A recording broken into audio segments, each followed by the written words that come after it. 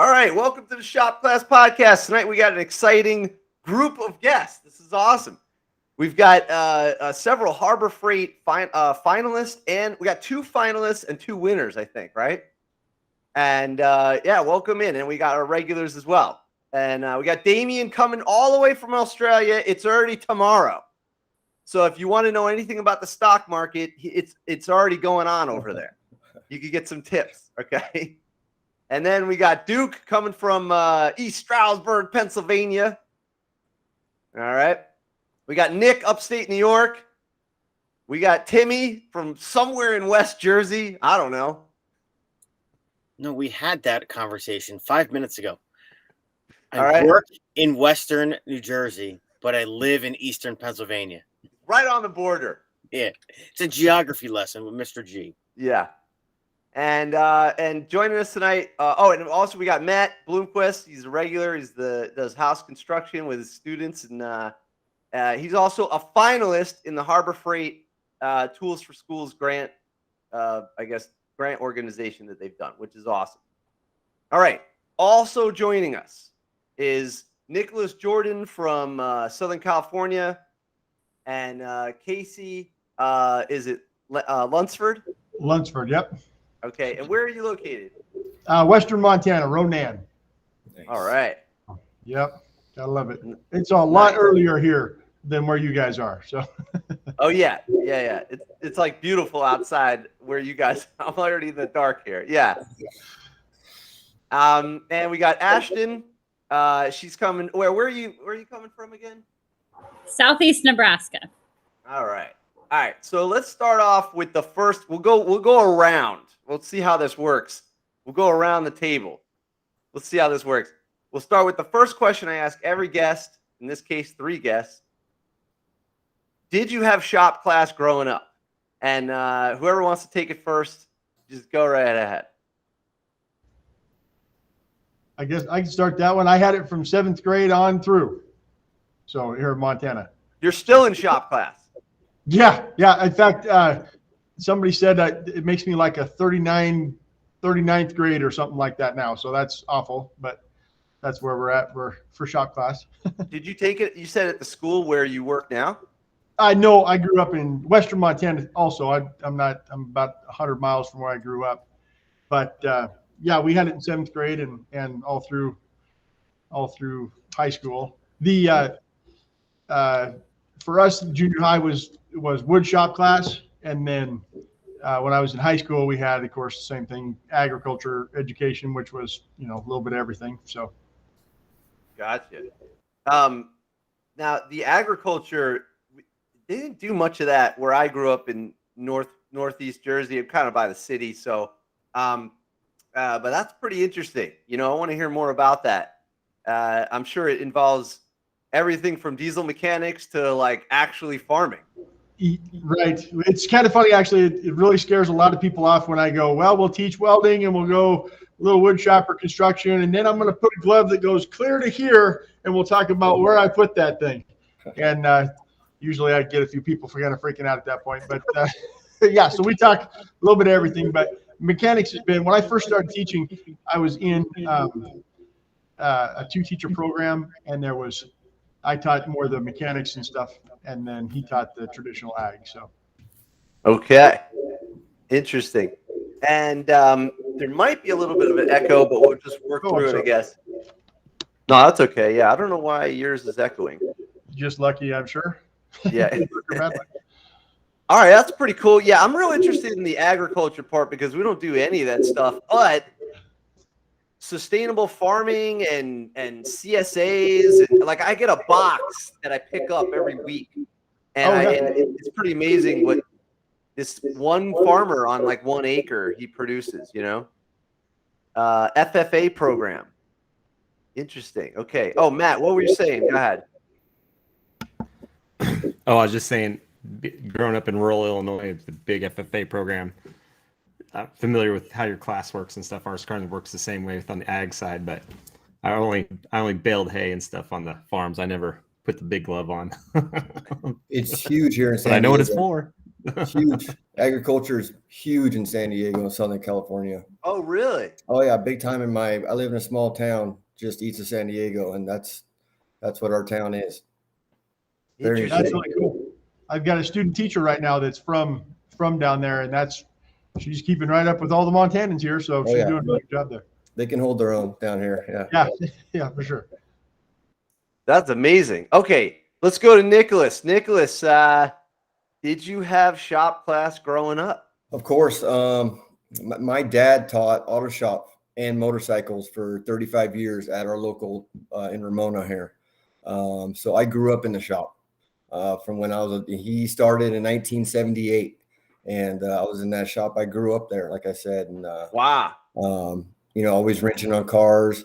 I hated it because I was always racking my knuckles, and my dad's all make me take apart the engine, put it back, and and it was just. But later on after high school, I found construction. I found framing, building homes, and I just fell in love with that. So I did that. I had my bags on for about 20 years. So, and now I've been teaching for 8. So. Did you say, okay, this must be, I'm unfamiliar with this term. You said you had your bags on? What does that mean? My tool bags. Yeah. Oh yeah. My bags on. I had my belt. bags on for 20 years, Got it. lumber, building homes. I went to Utah, started framing. I was a framing contractor out there until 2008 when the economy took a crap. And I had to close up shop, and I came back to San Diego, and nobody was building houses anymore. I couldn't find work. So I joined the local carpenters union, and I had to start from the ground zero as an apprentice. But I went from building these $1 million custom homes to skyscrapers and hospitals and barracks for the soldiers at Camp Pendleton, which was pretty awesome. I did that for about 9 years. What did you do at Camp Pendleton? What did you say? I built barracks for the soldiers that were coming home. That was one of my favorite projects I ever worked on. It's pretty rewarding, especially, tomorrow's Veterans Day, right? So I hope you guys all call somebody that served, and anybody that here has served, thank you for your service. San Diego is a big military town, as you know. Both my parents, military, my grandparents, but anyways, like I said, I went building these hospitals, skyscrapers, and actually I had a chance to go work in 9/11, the new 9/11 building, and my company was going to fly us out there or take this teaching job. So it was a big decision in my career, what I was going to do. And, but I'm teaching in the town I grew up in. It's a small town. We're country out here, and I absolutely love it. I'm actually teaching kids that are like my high school friends' kids right now. It's crazy. It's pretty cool. So, Wow, that's cool. That's really cool. Yeah, there's some definitely forks in the road, Yeah, and I learned a lot from my dad. My dad, the way he connected with students and changed kids' lives in auto and got them careers and internships, and I've taken a page from his book there and trying to carry that on. So it's pretty cool. That's awesome. Yeah. So he was CTE for his ROP then, right? So he's a good influence. So it's been good. Have you guys? Cool. Is anybody in here involved in Skills USA? No. Steels USA. Skills. Skills. Oh, Skills. We've had a bunch of people that have done that. I've never done it. Did you guys do that at all? So yeah, we're actually 3-time state champions representing California in framing, and we're Teamworks, and they have all sorts of categories from agriculture to forensics to anything you can name that is career, career ready. It's amazing. You should really look into it. So wow. Okay. Yeah. A lot of people say it's a good program. Didn't the guy from last week? He did some of that, right? I'm not sure, but yeah. I should look into it. That's pretty cool.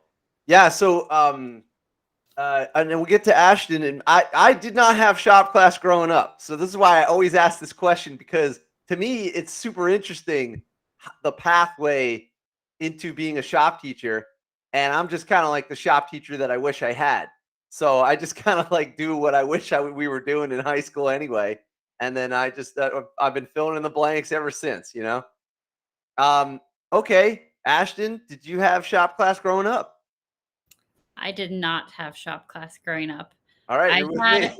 I had ag class, and we welded like a I don't know, maybe 2 days or so in the whole year, but that was really it growing up. And I'm not really even a certified shop teacher, so That's all right. What does it even mean anyway? right. Yeah. Cool. And what are the classes that you teach? I'm like part-time agriculture, part-time shop. So I have intro to ag mechanics, and we just started that this year. So I don't really know what that means yet. But right now we've done some welding. We're probably gonna try to do some electricity, some plumbing, just dabble here and there. And then I have welding and metals and fabrication, small engines, robotics, 7th grade ag, 7th grade shop, 8th grade ag, 8th grade shop. I don't know if I said robotics, woodworking, building construction, agronomy, ag business, and food science. What part do you teach? All of those. No Yeah. way. What you don't do? What don't you do? Wait, what? All right, she's There's taught no more ag than me. teacher. We got somebody to challenge Tim. She's taught more than Tim, me. Yes, somebody out there has taught more than me. I mean, some of them are only quarter classes, so we fit them all in. But some of the classes I teach two different classes at the same time, so that we can offer them in our schedule. Since I'm only part-time shop and part-time ag, to try to fit in all the classes that kids need and want, we can jam them all in there. I'm so confused how you could teach all these different things. Well, like the 7th grade ag and 7th grade shop's only a quarter, and 8th grade ag and 8th grade shop's only a quarter. Oh. And like agronomy is first semester, but ag business is second semester. My welding Okay. class is only a semester, and metals and fabrication is a semester, so that's 1 year. But then like small engines and robotics happen at the same time that welding is happening, and I just kind of go back and forth. All right. All right. Wow, cool. The small engine part, I want to talk about that. That's one of my favorite. I run that one all the time. That's like a go-to. Yeah, I don't know I've got a anything. product for It's a you. lot of trial and error. Yeah, of course. Yeah. I mean, the biggest problem is stripping all the bolts on the cases. Yes. Yeah. That's our biggest problem this year on everything. I know. Yeah, I know all about it. Yeah, I might have a solution for that. And then also putting it on these guys hear about it all week, so every week. So putting it on the table. What do you do? Like, right? It's a pain, right? Yeah. Okay. Let's see. We also, by the way, we got Brant Taylor's in the house. He can unmute himself anytime he wants. Hey, everybody. Ashton is mine a multitasker. Way to go. Taking it all on. Yeah, I love it. We make it work. Brant's exciting dude. He's a contractor, but he's got some innovation going on. Brant, I got to mute you when I'm talking because for some reason it echoes. There we go. But just unmute yourself anytime. But yeah, he's working on this thing called the Brain Bucket, but we will get into it a little bit later, and he'll give you guys a kind of like an overview. Basically, like imagine. I was on a podcast with Mike Kanoki, and I gave a huge shout out to the Shot Club podcast.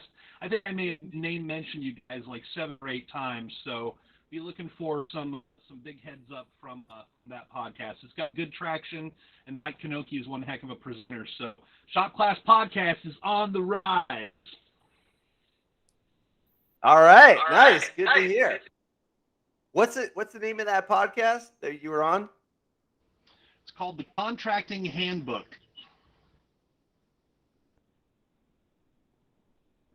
Okay. He's up in Alaska, right? Yes. Yeah.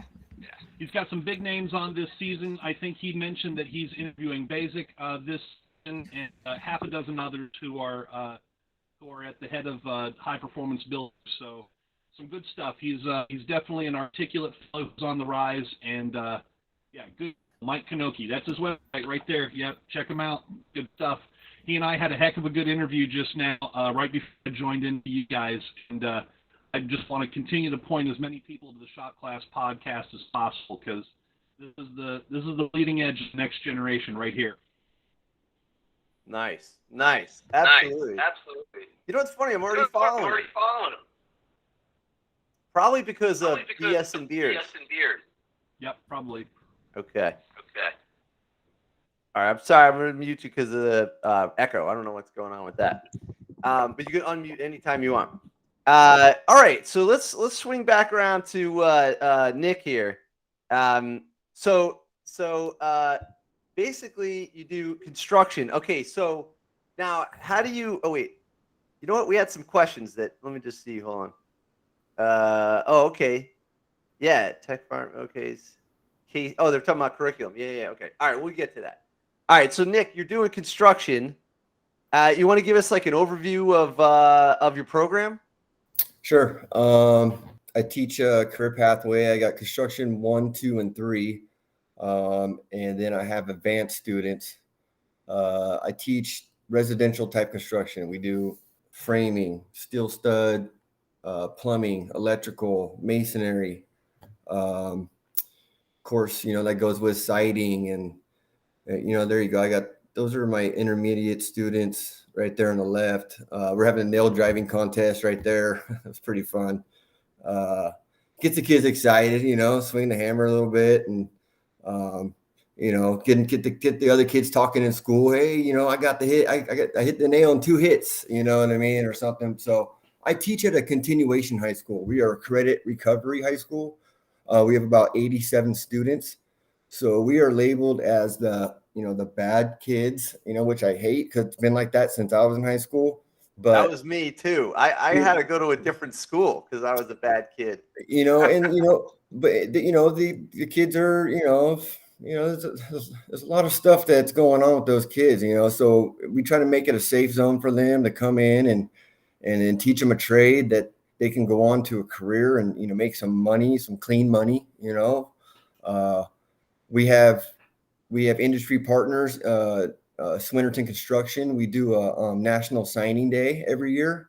You hear about, hey, I'm going to go play basketball at UCLA, and they got these student athletes are going to go, they make a big deal out of it. Well, we do that as far as the construction. We have the kids sign a contract saying they're going to go work for this outfit.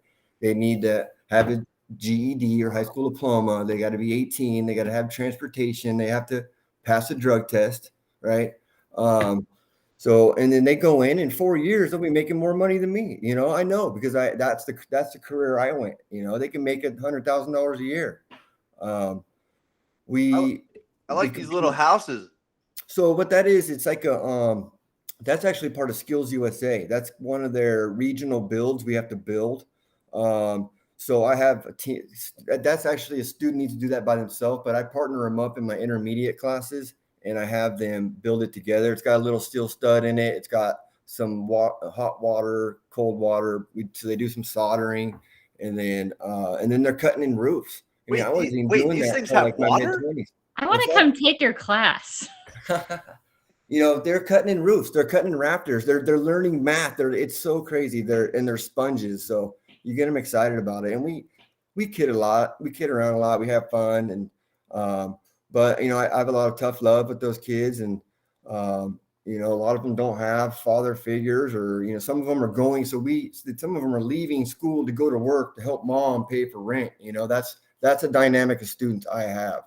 And I love that. So those kids got heart and you can't teach that. Right.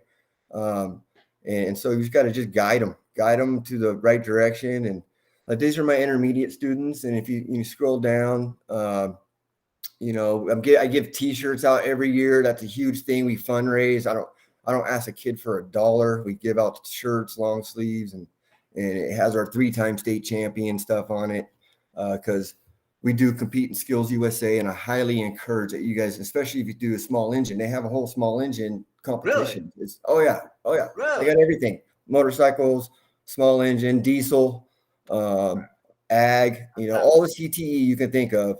They have competitions for it, in which when I could take a student and they come out with a gold medal around their neck, the kid that's been crapped on their whole life in other schools and, just left in the background, won't come to school. These kids are state champions. And some of them, we actually took 3rd in the country last year. Wow. So we're going to defend our title this year. And I love that because it gives me a second passion about teaching because I am so competitive and I don't like to lose. I think I don't like to lose more than I like winning, but so it's fun to train these kids to see their, there it is. There's our national champion banner. We just received that. We just got that actually. Awesome. Yeah. So it's Now- it's a neat class. We get them excited. You know, I kind of get upset, honestly, when people say, "Oh, you got a wood shop class." Yeah, we're not whittling boats and carving out, making birdhouses. We're teaching them how to a trade. And I think that's very important. Just like all the trades that you teach, it's so important. We need this. This is last year we competed virtually. I had 2 girls, first time ever in California, finish state champions on a team. So that's her team right there. They're competing nationally there. This is awesome. So yeah, I had to bring proctors in. Last year was crazy. It was all over Zoom, but the national competition is going to be in Atlanta, Georgia this year. So usually it's in Louisville, Kentucky. But they just signed a new contract with Atlanta. So that'll be exciting. I've never been there. So Yeah. well, we got to win first. You got to be the first. You got to be the best in the state to go, to move on. But yeah, my dad, like I was talking about my dad about auto shop earlier, and these are kids. These are kids building this. Full electrical panels. This is the national competition. It's full everything. I mean, these kids are dialed in and they're ready to go. They're cutting stairs. I mean, it's just, I wasn't doing this till my 30s. So it's pretty neat. He got tired right there. But I bring in like there's John Hill from the AGC, Associated General Contractors. I bring them in. He's in there, being my proctor, being my judge. And it's pretty cool. I enjoy it a lot. And changing these kids' lives is really neat. I got kids coming back that have been working, and I don't push union or non-union on my students. I give them the option of everything, the pros and cons. I was on both sides of that as a carpenter my whole life. So I know the pros and cons, and I would never push, but that's why we go to the Carpenters Union, but we'll go to the AGC, a non-union outfit too, and give them options. So I think that's really important. That's great. This is awesome. It's so exciting. Now, okay, so I'm new to all this. So what is the category that you compete in? Is it is it how accurate you build a house, or how fast, or what do you do? We compete in many different events. We compete in teamworks. That's what we've been really successful in. And that's a team of 4 students that get a set of blueprints. They have to do a material list on it. They get their materials. They build that particular, think of like a tough shed that has all the minis in it. It's got a rough-in plumbing, laundry. It's got full panel, lights, switches, siding. And then they compete. They got to work together. They got to collaborate, and they got to, build this project together. And then we also compete in individual carpentry, where a single student will pretty much build like a doghouse, but it will have trim on it. It'll have siding on it. They'll put roofing, they'll roof it. They're cutting in rafters. That's, I'm showing them right there how to do a cool method, how to cut in rafters right there. What's the, what scale is that, or is it's full size wood, but like, what's the size of that? Is that a category that is widely known, or? No. So what, okay. So in framing, it doesn't matter if it's a foot by a foot or 100 feet by 100 feet. It's the same thing. It's the same thing. All you got to do is account for different spans. So if I have an 8-foot span, I got to put a bigger header in, right? So the structural will change, but it's the same process. So when they go to so a regional build will be something small. They'll build something tiny because they only have 4 hours to build it. Then they'll go to state competition, and it's a 2 8-hour day of building a shed, let's say. And then nationals is a 5-day competition. Wow. And that includes breakdown and cleanup and everything. It's huge. It's a big thing. And then the carpenters will build a couple walls, and then they'll move to the state competition. Like So scroll up right here. This young man right here, right there in the middle. If I can tell you this guy came to me, right? This young man came to me, homeless. Wow.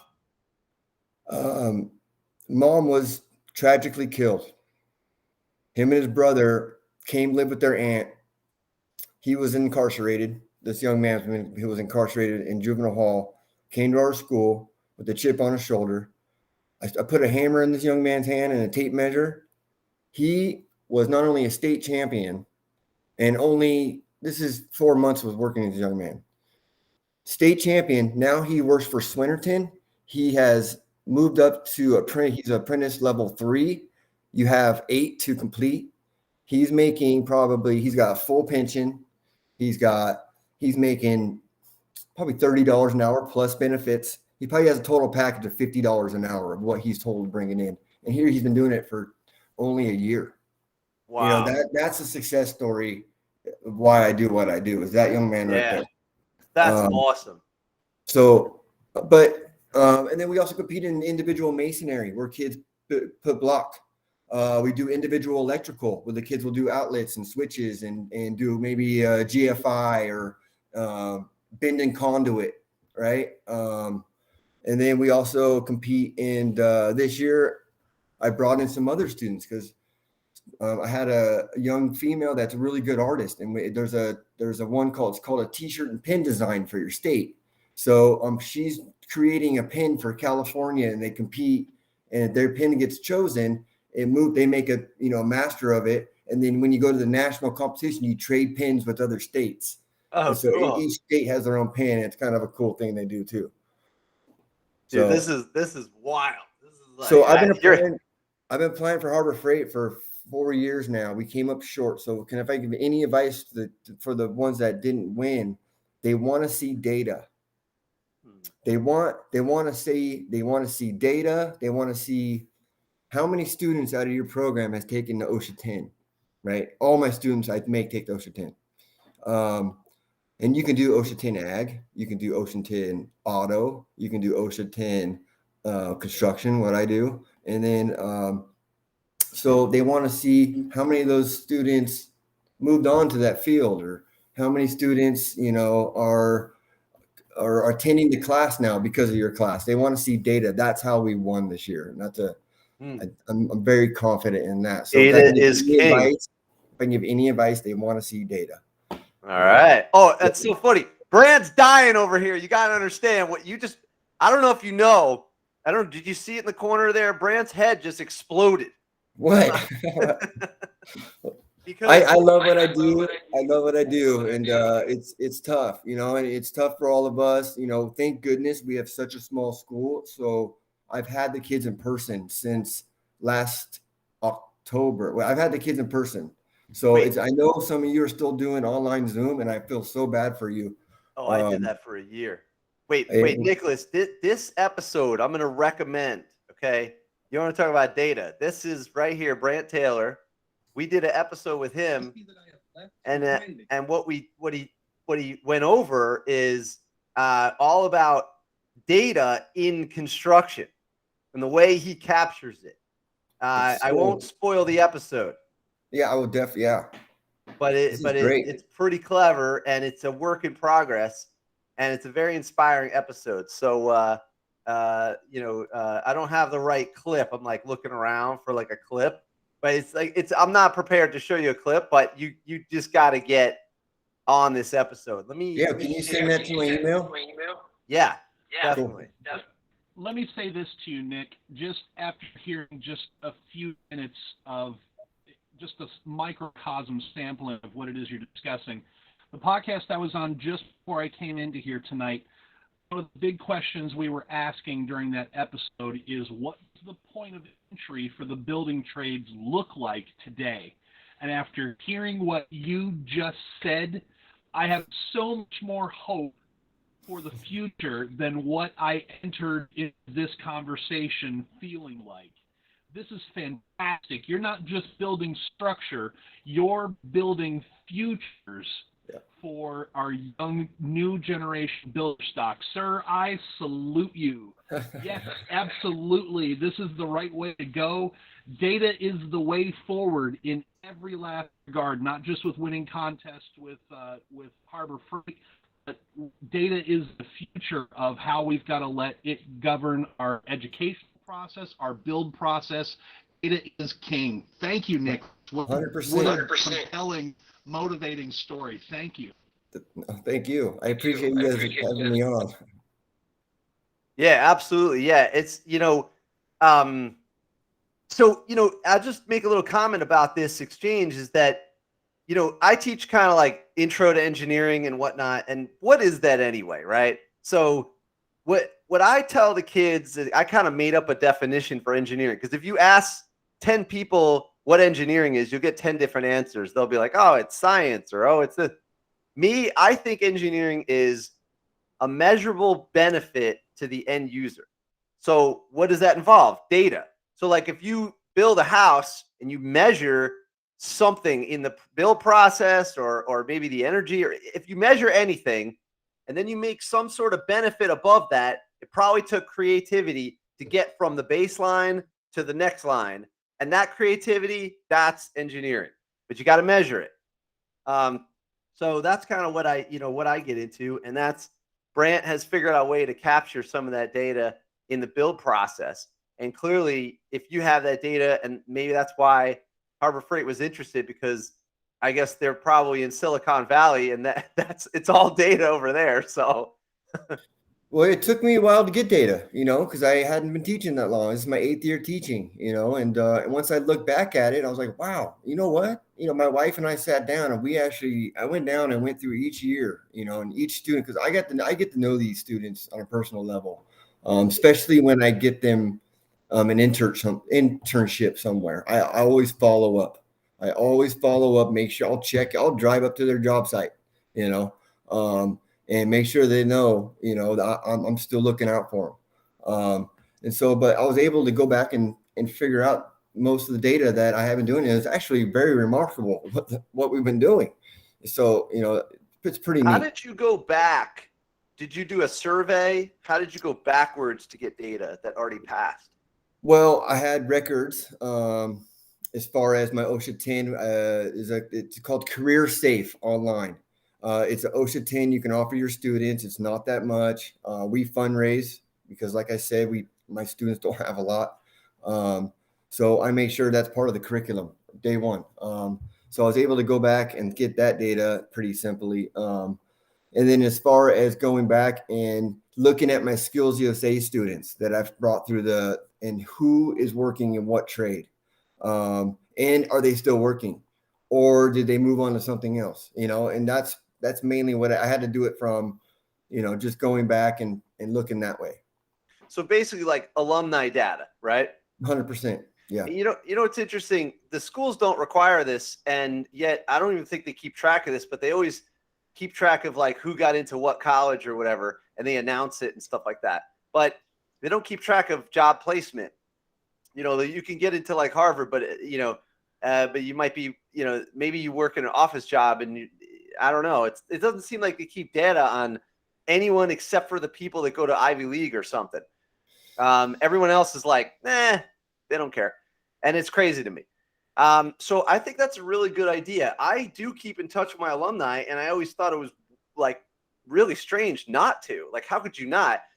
I make the joke that with the kids, I always say, I don't actually care about them.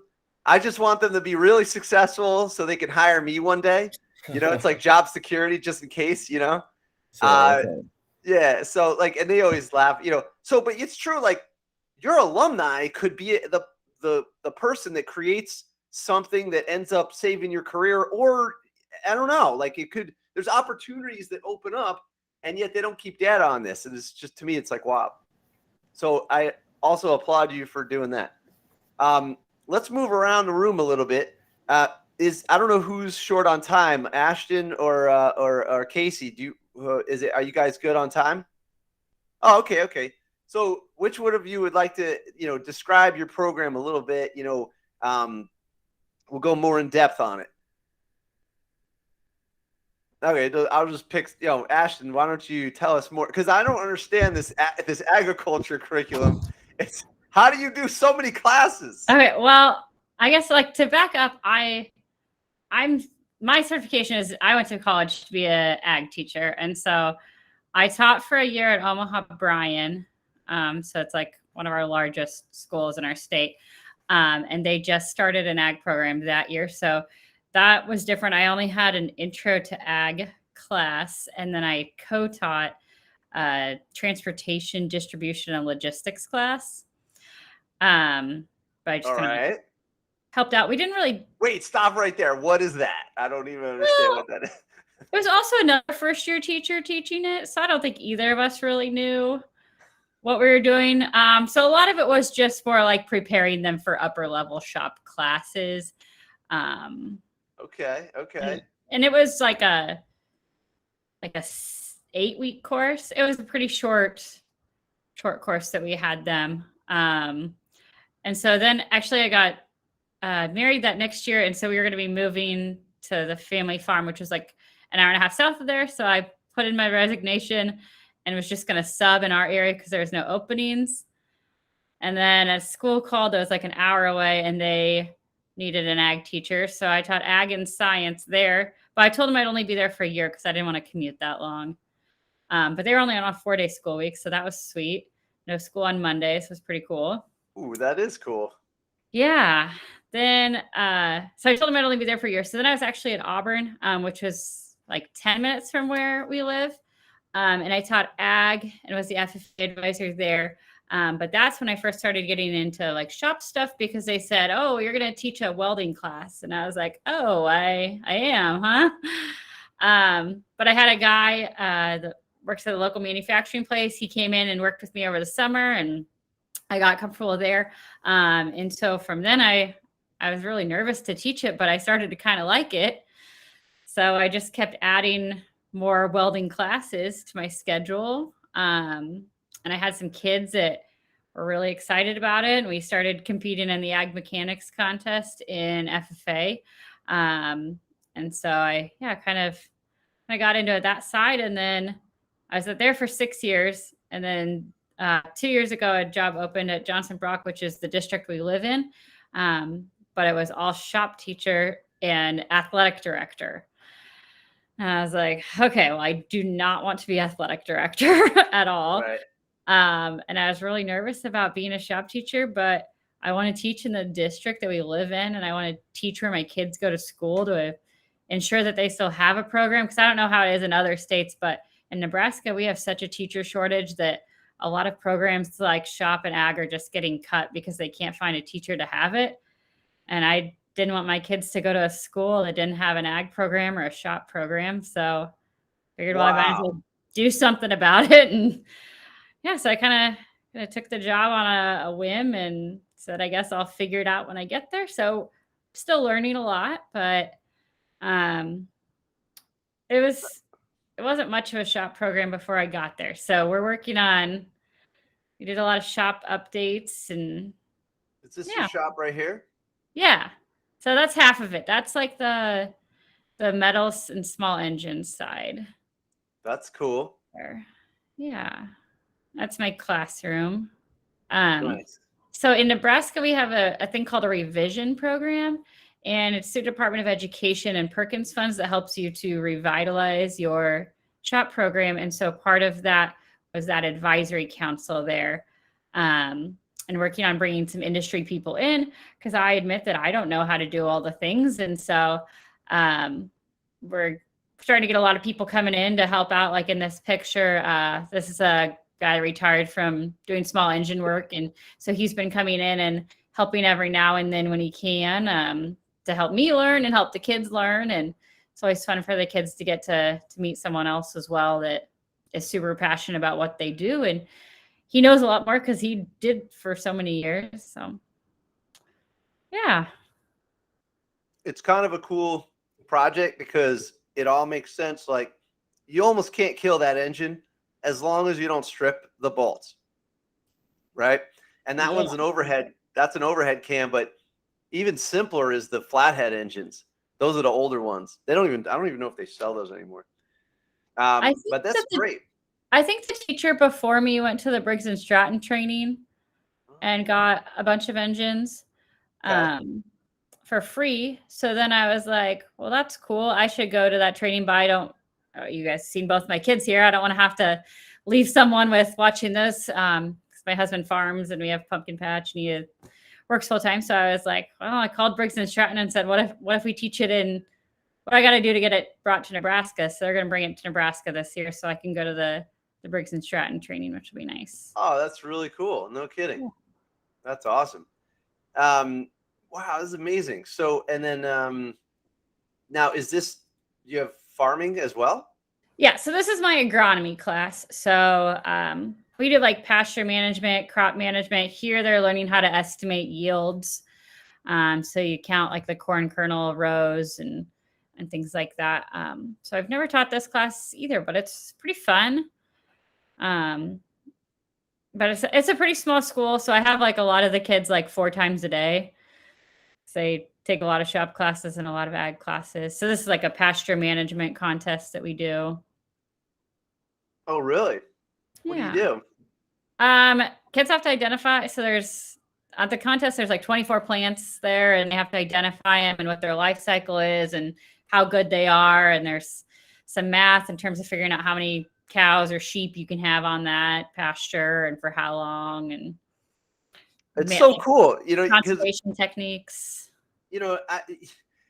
I grew up in like there was none of this stuff growing up. Like everybody's parents worked in New York City.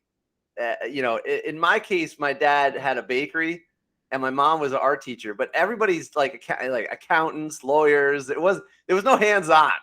Yeah. And so when I see this, I'm like, this is amazing. You got to like figure out the land, look at the crop, make an estimate. It's cool stuff. It's very cool. We go outside a lot. I like that. Yeah, that's cool. And and also like when I first started teaching, I was definitely like underqualified when they hired me, and I had to do a lot of catch up learning. I didn't go to school for mechanics or anything like that. I went to school for product design. And so I just know how to make prototypes of things that maybe go into market, but I had to learn, small engines, car stuff. I was working on my own motorcycle and fixing my own car, but I hadn't done anything advanced yet. So I had to learn all this stuff. And then I took night school for welding. So I totally know what you mean by catching up, but sometimes that's the best way because you appreciate the beginner mind. And so then you're like, okay, this is how I learned. Maybe they would learn the same way, or at least I can appreciate that they're coming at it from zero, Right. Yeah. It's a good learning process. And that's the other thing, that revision grant is I wrote in there that I wanted to do some externships. So I'll go work for 4 different places this summer for just a couple hours, being on their job site and learning some things from them. So I think that'll be super beneficial. Oh, that's kind of interesting. So through the grant, they'll send you out to a job somewhere. That's pretty cool. Yeah. So I have 16 externship hours this summer that I'll do. That's awesome. Yeah. Pretty cool. All right. And I get to bring my dog to school. If you saw him in some of those pictures, that's pretty fun. You get to bring your dog to school? Yeah. All right. That's it. Now I'm like fully jealous here. This is right there. The white one's mine. That's Bennett.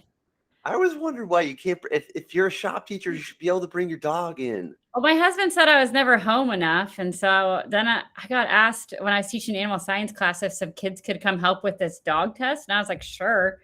So I showed up and then I was like, I'll just train my dog to be the school therapy dog so you can come to school with me. So here's some dog. It's funny. Oh my God. Yeah. That's great. Cool. This is awesome. What a cool thing.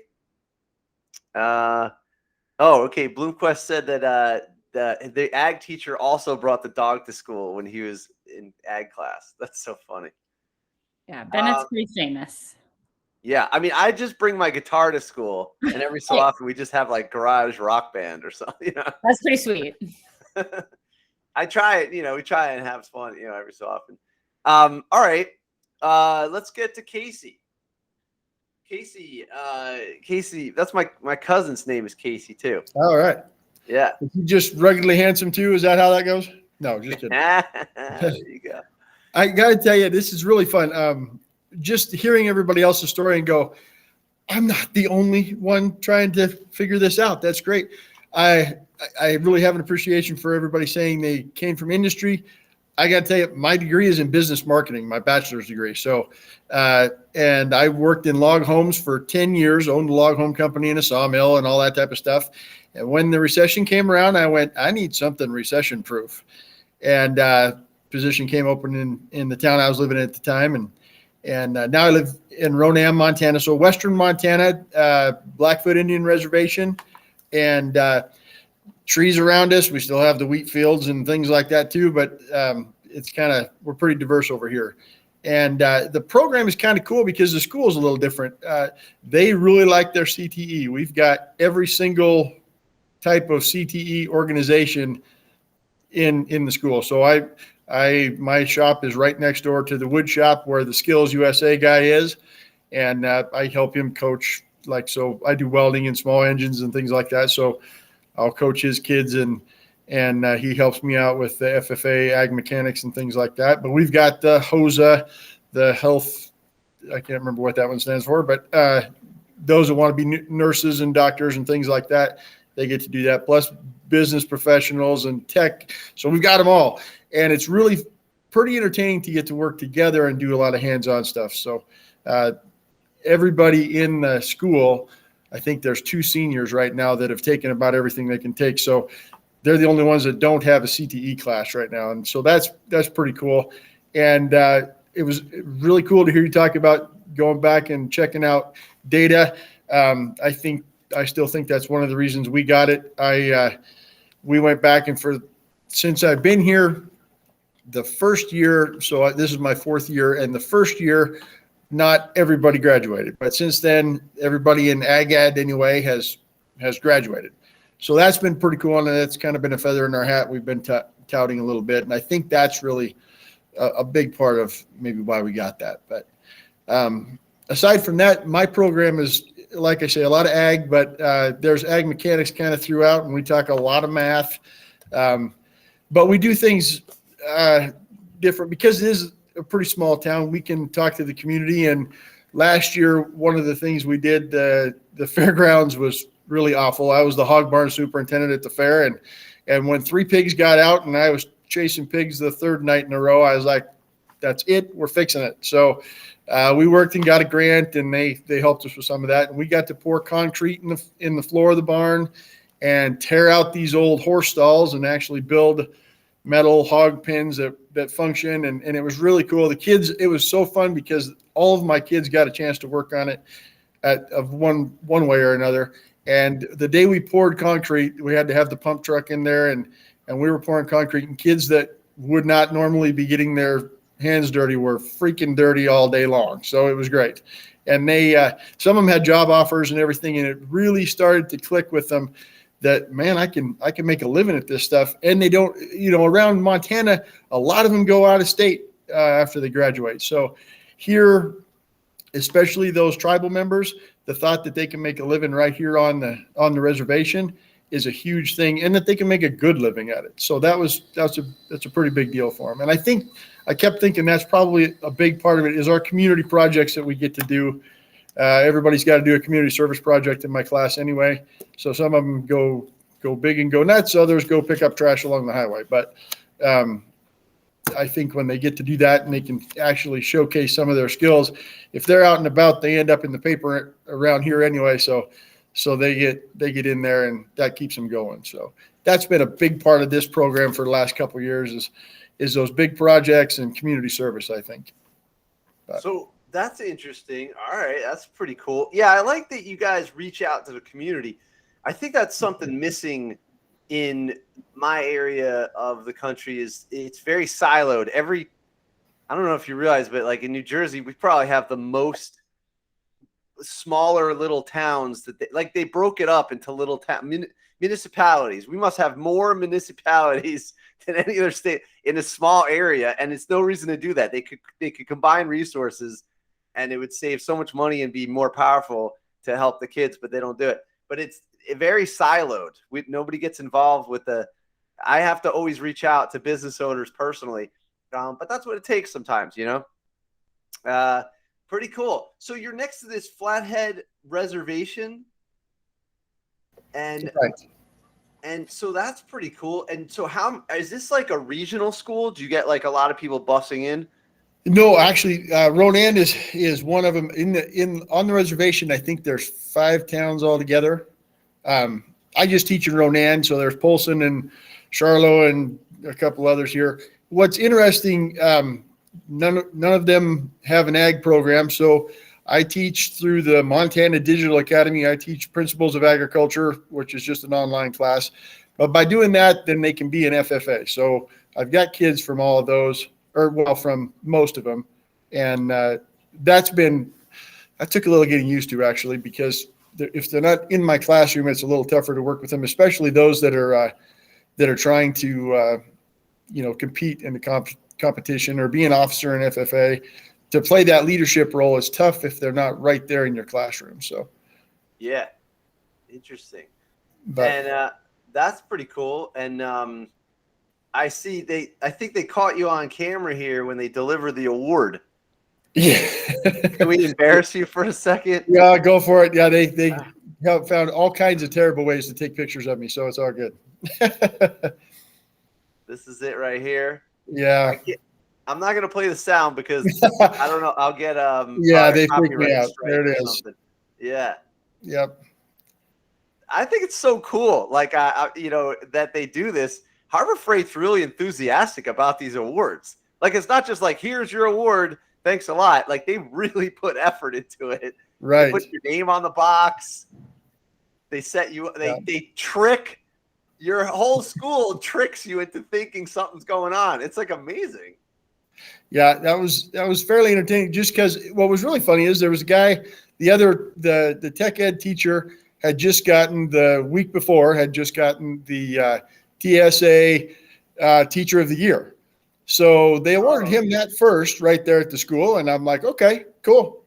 And then my mom and my daughter and my little boy come out with this big damn toolbox and a check. So that was pretty cool.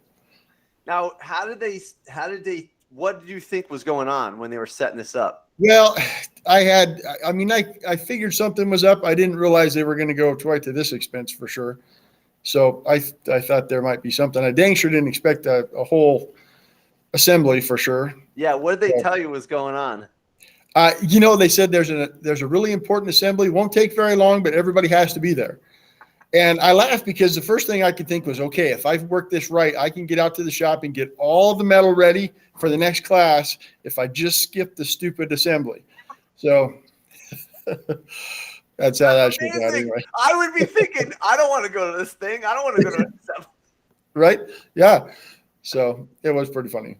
That is, I have to watch my attitude at the school because there's no way, like I try and get out of every time they want me out of the shop, just put me back in there. I don't want to be out of the shop. And so if they ever try and trick me, I'm going to be like, I'm going to have an attitude, and I should probably keep that in check because maybe I'll win an award one day. Yeah. And they'll catch it on me on camera going, I don't want to go. What am I going? I'm just down here. I'll see you later. The funny thing is, like Bloomquist said, the shop teachers always skip. You're always looking for something to do in the shop, or there's always something that you have to do in the shop. Whether it's, change blades on machines or, basically just clean up and straighten up. It's all those little things and then 90% of the time I end up thinking I want to skip. I don't skip.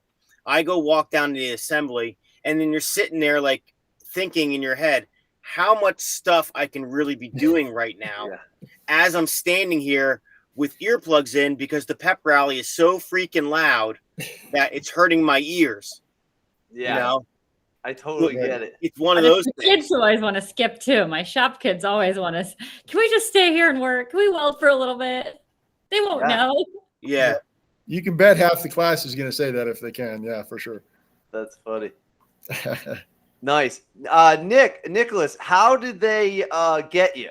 Did they do the same thing? You know what's crazy is I was coming out of my shop and I saw a 18-wheeler coming down we don't have a gym.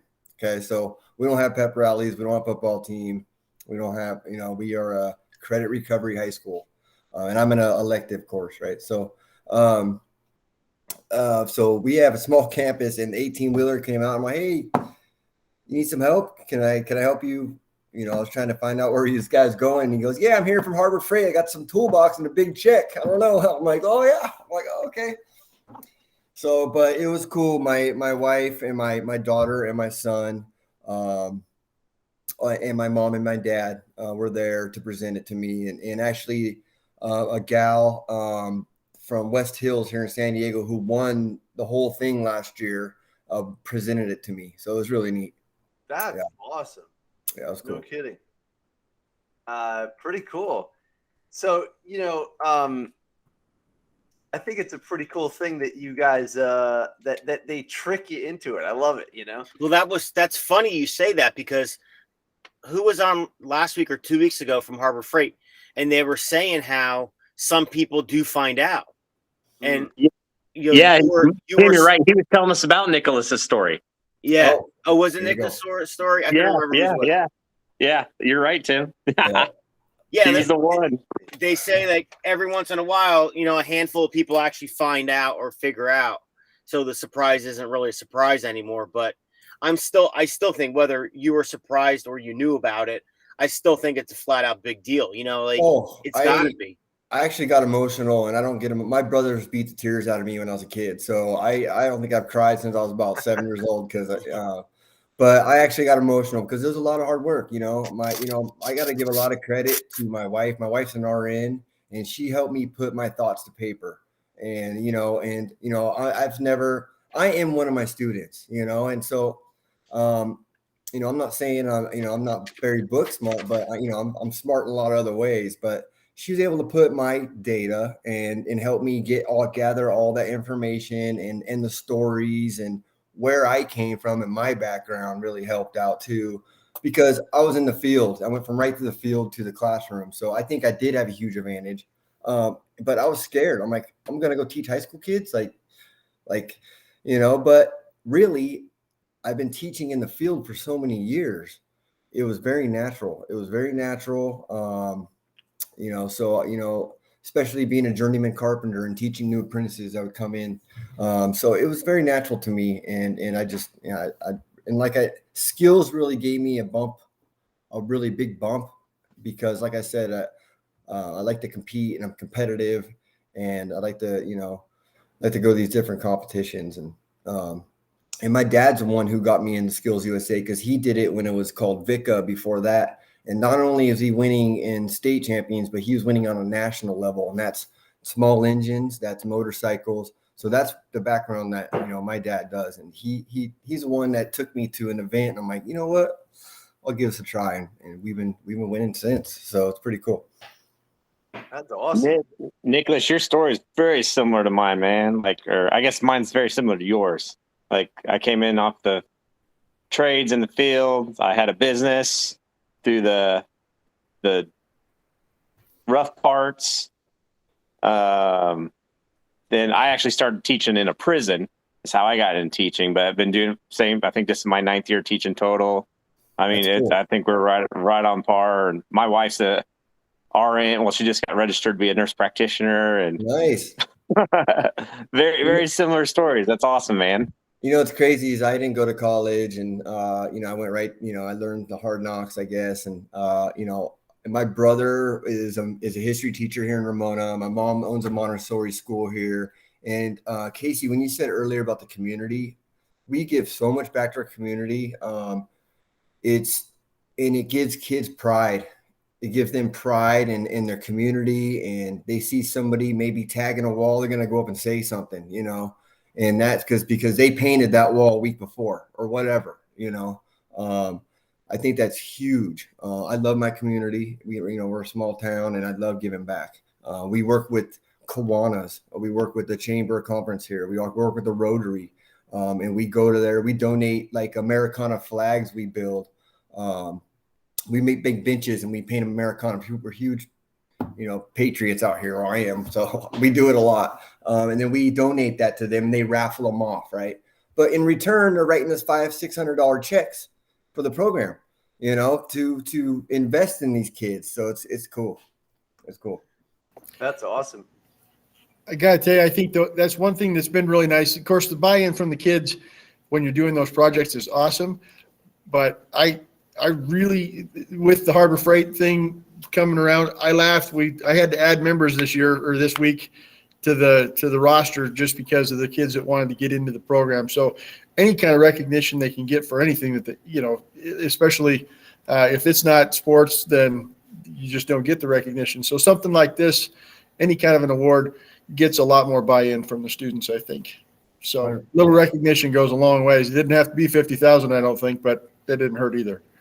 So. Hey, Heck, I was excited last year when I wasn't a finalist and I got $100 gift card. I was like, I never got $100 for losing before. That's pretty cool. You're gonna get 1,000. Well, you get 100. 1,000. Yeah, 1,000. No, Yeah, it that's was pretty 100 nice. here. That's pretty nice. I just used my $100 one that I got from last year, just the other day to buy rigging straps for hoist and trusses this week with the kids. Nice. Yeah, and then $1,000 one's on its way. Do any of you guys have your kids?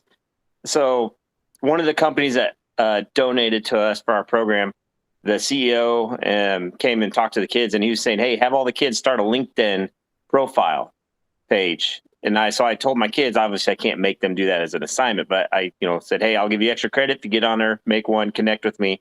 Well, a few of the kids started doing it, and then some of them started posting about what they're doing. Well, these people, CEOs and other people in the trades community started commenting on their things. So like today, while we were taping our zip system, the wall panels and stuff on the outside, the kids were making their their LinkedIn videos. And I told them, I was like, "Hey, you guys make sure you're doing these. This isn't your TikTok. This isn't your Snapchat. This is your professional resume." And so now the kids are starting to get into it. And a couple of videos they did, they were legit.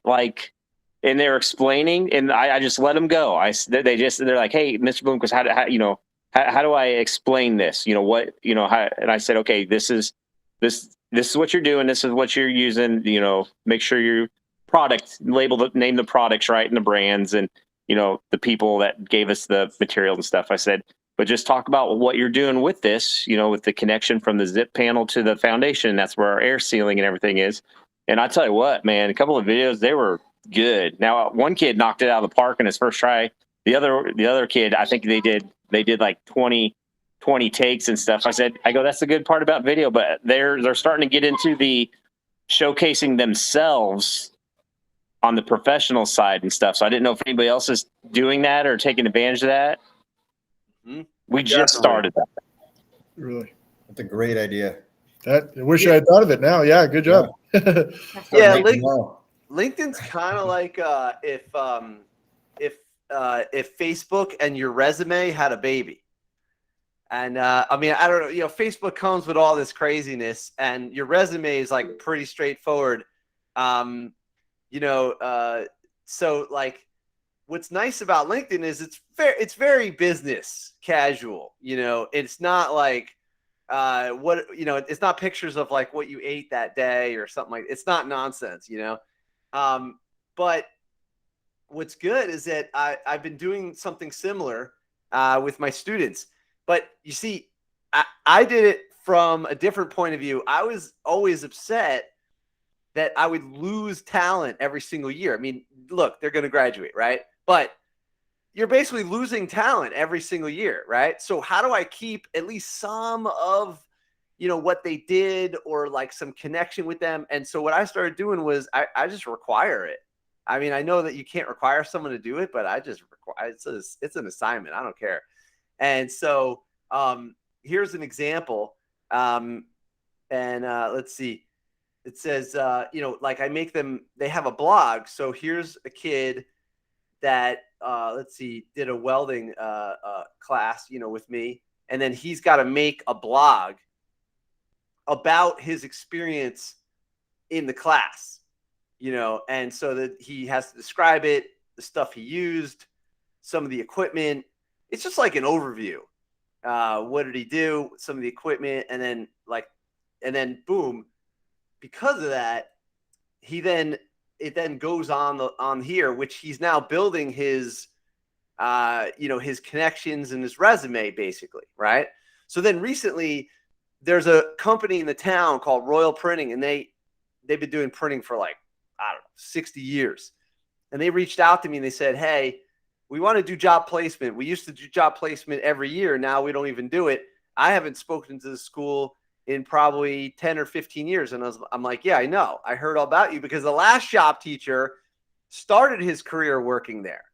And so, I was like, I'm glad to hear it. And all I had to do was share a LinkedIn profile. I was like, here, take this kid. He's doing great. And it's like, bloop. And then instantly they're going to see everything the kid is working on, So it's a great idea. Absolutely. Digital resume. Yeah. Yeah. You guys get that every year too. I figured maybe the ag guy did. I didn't know for sure about everybody else, but it seems like the shop guys and gals are the ones that get the job, to get the phone call from the employers anyway. You got anybody that's worth a damn down there that could come work? And I'm like, well, most of the good ones have jobs, but I think we can snake a few for you that might work. But yeah, and even on the simplest level, like a kid, he assembled a paper during COVID. I didn't know what else to do with him, so I sent him.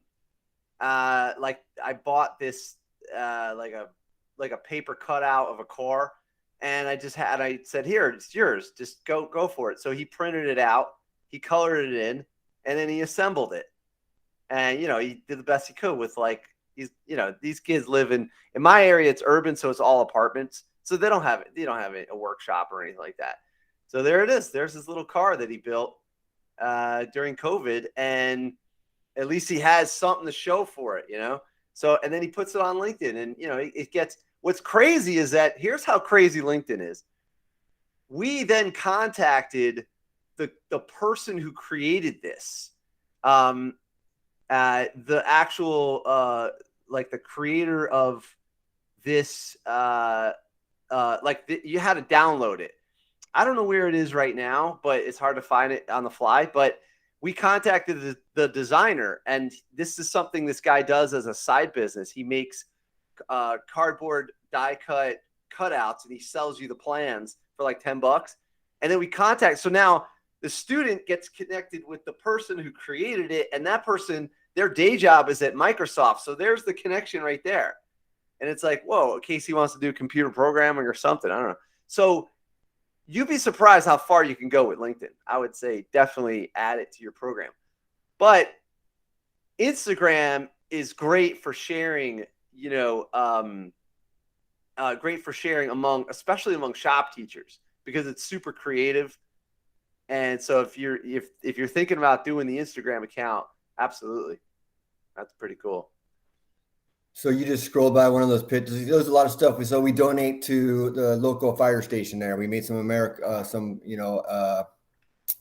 love that. That was one of my favorite days. That's actually cool. My best friend's dad worked for that department, and he died on the field on duty.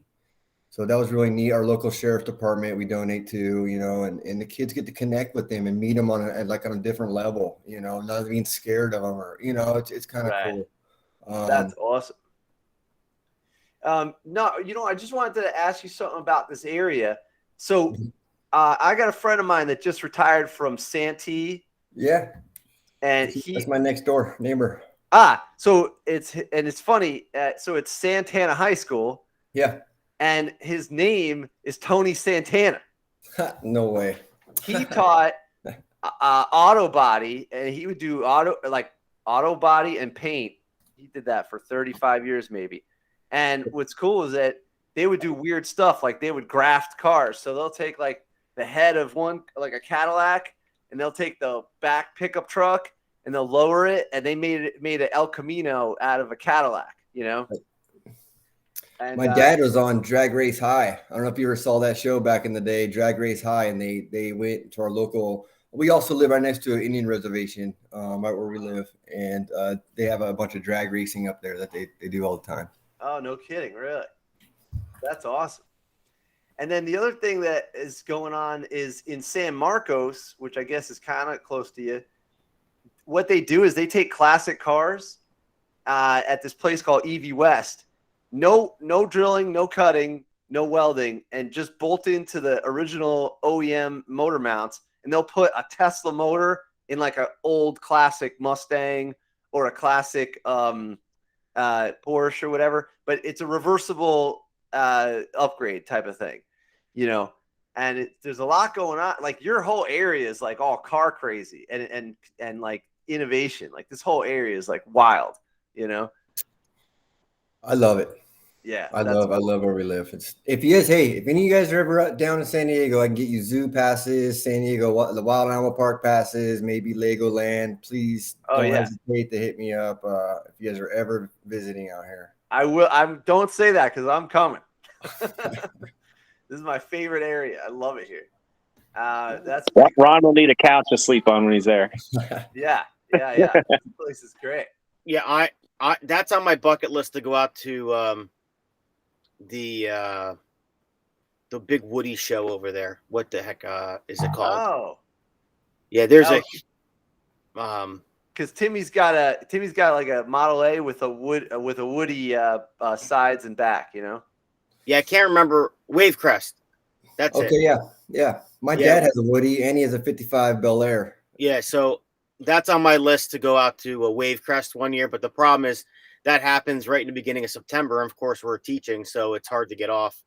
And then there's a big car show in Hershey the first week of October. So I got to pick what I want to do. And Hershey's cheaper to get to than San Diego from the East Coast. So, yeah, definitely. That's cool. Pretty cool. So, you know, I wanted to ask more about these little houses that you have there, Nick. Yeah. So we have a shop teacher, a wood shop teacher next door to me that's doing a small house type of thing. But I've never seen it done like this. Is this something you came up with? No, this is actually Skills US. So this is the team of 4. This is a regional competition. So we have 6 regions in California. So we're like LA's got their own region. We're like the desert and San Diego area. And so we're region 6, and Sacramento has a pretty good seat. Like those are our biggest competitions from up north. Nobody's doing what I'm doing in Southern California. There's nobody doing this, which is crazy to me. So yeah, I think it's so cool that it's like a set size. And then what are the categories you can win in?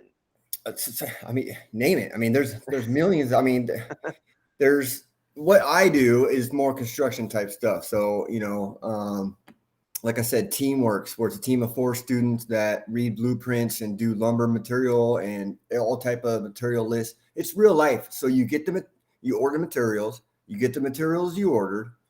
If you cut something wrong, then guess what? You got to put a change order in it and get that back. And then you get docked on that, right? So it's real life. So you got to make sure you measure twice, cut once, and get your order right, get your lumber right, the AVS you need, the copper you need, the right wire you need for what switches and lights. That's our signing day right there. So if you scroll up a little bit, we had Skills US Data as a signing day, and then right there you see all the kids we're going in the construction field, and we made a big deal out of that because you hear about all these student athletes like I was talking about earlier. Hey, let's celebrate these young men. Yeah, thank you. Let's celebrate them. And hey, guess what? They're going off to a career that they're not going to have a student loan. Trust me, my wife's a nurse. I'll be paying for that the rest of our lives. You know, and look how excited these kids are, you know, and they came from, I'm telling you, man, these kids have been, and I hate to say it, but they've been crapped on and left in the shadows, and they come here and just excel. That's awesome. Yeah, that's it's pretty so amazing. Awesome. I love that you have a signing day. That's such a cool idea. Like, now, what is that? Because a company hired them, and then now you're showing off that where they got hired. What a great idea, because It's- all they do, like in my town, is get so. I mean, I understand they get excited about the athletes. That's great. I understand, but what that does to the rest of the group is it makes them think that they're going to be a paid athlete on the field. And I said the likelihood of that. And I said, and I don't want to bring them down. I said, look, I asked them, how many major league players have come out of this school? And they can't think of one. I'm like, wait, this school's been here 100 years. Are you sure? And they're like, yeah, we can't even think of one. I'm like, okay, well then you got to think like bigger than this. Like you might not be like your foot contacting the field might not be how you get paid. Maybe, yeah. It really, a lot of money towards our schools goes to athletics, right? Like our football runs our town. And my shop is, I'm not kidding, it's 15 by 15 feet. These kids are building outside. We're building the hallways. I can't even get money to build a concrete slab and anything. And that's why we reach out to community. And I have a fund that we've been fundraising for years. It's our Skills USA fund, because I pay for their travel. I pay for the hotels. I pay for the buses. I don't ask these young men and women for $1, because we do reach out to community. We do so many of these things, and they see the importance of trades. So it's really great. Look at this. There's a hashtag skills national Skills USA National Signing Day. Yep. That's awesome. It's crazy. I was actually doing this before Skills USA. I was doing it on a lower scale in our local community. We'd be in our newspaper. That's all I would hear about it was our local people in Ramona. But and then I signed up Skills USA. We've been doing it with them for years now too. They just make a way bigger deal out of it. It's pretty cool. Yeah, that is cool. Yeah, go ahead, Casey. You want to say? I was just gonna say I had a friend in Montana that does that. Only, of course, it's not when they get the job. Actually, he's doing his recruitment for FFA, so he does it with when the junior high kids are signing up for their classes and things like that. He does it at the FFA banquet at the end of the year. He brings them on, going, these guys are going to be the rock stars next year. Maybe they're judging livestock, maybe they're mechanics, whatever. But it does it that way, and do a signing day with him that day, and it works pretty well for him, I think. That's pretty cool. Casey, do you have any way of seeing some photos of your shop or samples or anything like that? I was trying to think about that. And from the shop, actually, I don't know if I do. We've been doing a lot of FFA trips and things like that, but we haven't done a lot of aside from the forestry competition, our national team was there, but I don't think we do on our Facebook page or anything. Okay. So I'll have to show that one, but. All right. I got a question for the ag teachers here, which is pretty much everyone.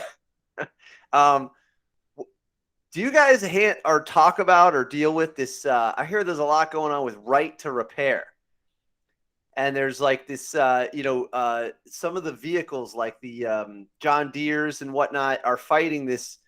I don't know much about it. Do you guys want to elaborate on any of that? Is that ever come up, like fixing your own equipment, even if there's a computer in your way, and then the companies are not giving away the plans and stuff? Do you guys know anything about it? I actually just had a conversation with a student about this the other day, about how frustrated it is that, it's starting to get to the point that you can't repair anything yourself because you have to bypass their software system. And everything's so complex that you can't even do simple. But like from an industry standpoint, I haven't really heard anything. That'd be a great question for my husband. Actually, I'll ask him after this. But things are getting pretty complicated and pretty techy, and now they can kind of govern who gets to repair it if you can't bypass their system. But it is also nice from a security perspective, because we were just at a co-op couple weeks ago, and somebody had stolen like some big GPS thing that's supposed to be on this tractor off of it, and it's super expensive and can't get them now because of all the chip issues, and they could just shut it. John Deere could just shut it down, and now it's unusable. So that's at least nice from a security standpoint, that they can just shut it down so no one can use it, I guess. Okay. Yeah, that makes sense. All right, let me shift gears a little. This one's a little bit like out of left field, but do you guys handle any of the robotics coming, like as far as when it comes to agriculture? I know that, some of these vehicles are going to drive themselves, good or bad, whatever, but that's happening. Even me, I got 1 foot in gasoline and I got 1 foot in batteries. And I don't care. To me, it's power. So I'm like, okay, and I like everything. Like I drive a 5-speed manual transmission, manual steering, Ford Ranger from the 90s. But I also have an electric car as well. So it's like, it's like, I don't care, to me. But did you see any of this happening in the agriculture space? Like robotics and farming being changed by automation at all? They sure talk about it a lot. John Deere I don't know if you've seen the commercial that John Deere put out. They put one out a few years ago. They just did another one talking about all the innovations, stuff that's going to be unmanned, but then also the networking with your home computer right into all that, along with consultants that can see what's going on as well. It's a pretty cool one. And the kids always think, oh, this is way off in the future. I go, well, actually, that's ready to go today. And that being said, I would have no idea which way to jump when it came to trying to teach my kids how to work on it. So, yeah, no problem. Yeah, I'm learning too. I mean, even with the cars, I have to get into CAN bus and OBD2 and stuff like that. I'm still learning all that stuff, when the code comes up and whatnot. But it's getting even more wild, with the automated cars. But I like the battery stuff. I got to tell you, it's kind of cool because batteries are cool. You can like short out a battery and blow it up for fun with the kids to show them what's going on. And there are all these little batteries that they call 18650s. They're these batteries right here. And they're just sort of like big AA, but they're cool because, like a Tesla, what they'll do is they'll put like 7,000 of these in the floor panel. But on a bicycle, like an electric bike, you only need like 50 of these or something. And even less if you're making something like a robot, you could put it on a robot or something. And they're great because you got to learn about charge times. You got to learn about soldering. You got to learn about speed control, and so there's a lot to learn with that. And it's all related to, like, for instance, if you teach welding, you're probably teaching a little bit about voltage and amps. And then, if you're doing anything with CNC cutting at all, that's programming as well, So I don't know. I'm just kind of, wondering if you guys got into that at all. Even the drone footage, right? Don't they take drone footage of farms? I'm sure that's very helpful. I wouldn't even know. I'm guessing. Yeah, it's amazing with the drone footage as far as, mapping. Sorry, Ashton. No, you're fine. I think I put a link of what Casey was talking about in the John Deere Farm Forward videos that are pretty cool and show some of the technology. I have a robotics class that I think, we usually do like 3D printing, plasma cuttering, CNC routering, and we have some robotics kits. But I think that this year I'm going to have some John Deere guys come in and talk about their GPS systems, their GIS, those type of things, auto steer, drones. No kidding. Yeah. They came in to see you? Well, that's what I'm hoping this year. I had somebody come in with a drone last year and like fly it over a field and show the kids the footage that they could get and how they can use that footage to decide what nutrients need to be applied to a field and things like that. Wow. So what are they showing in this? Oh, they're doing they're showing you the weather. And then they're planning accordingly. Is that what's going on? Yeah.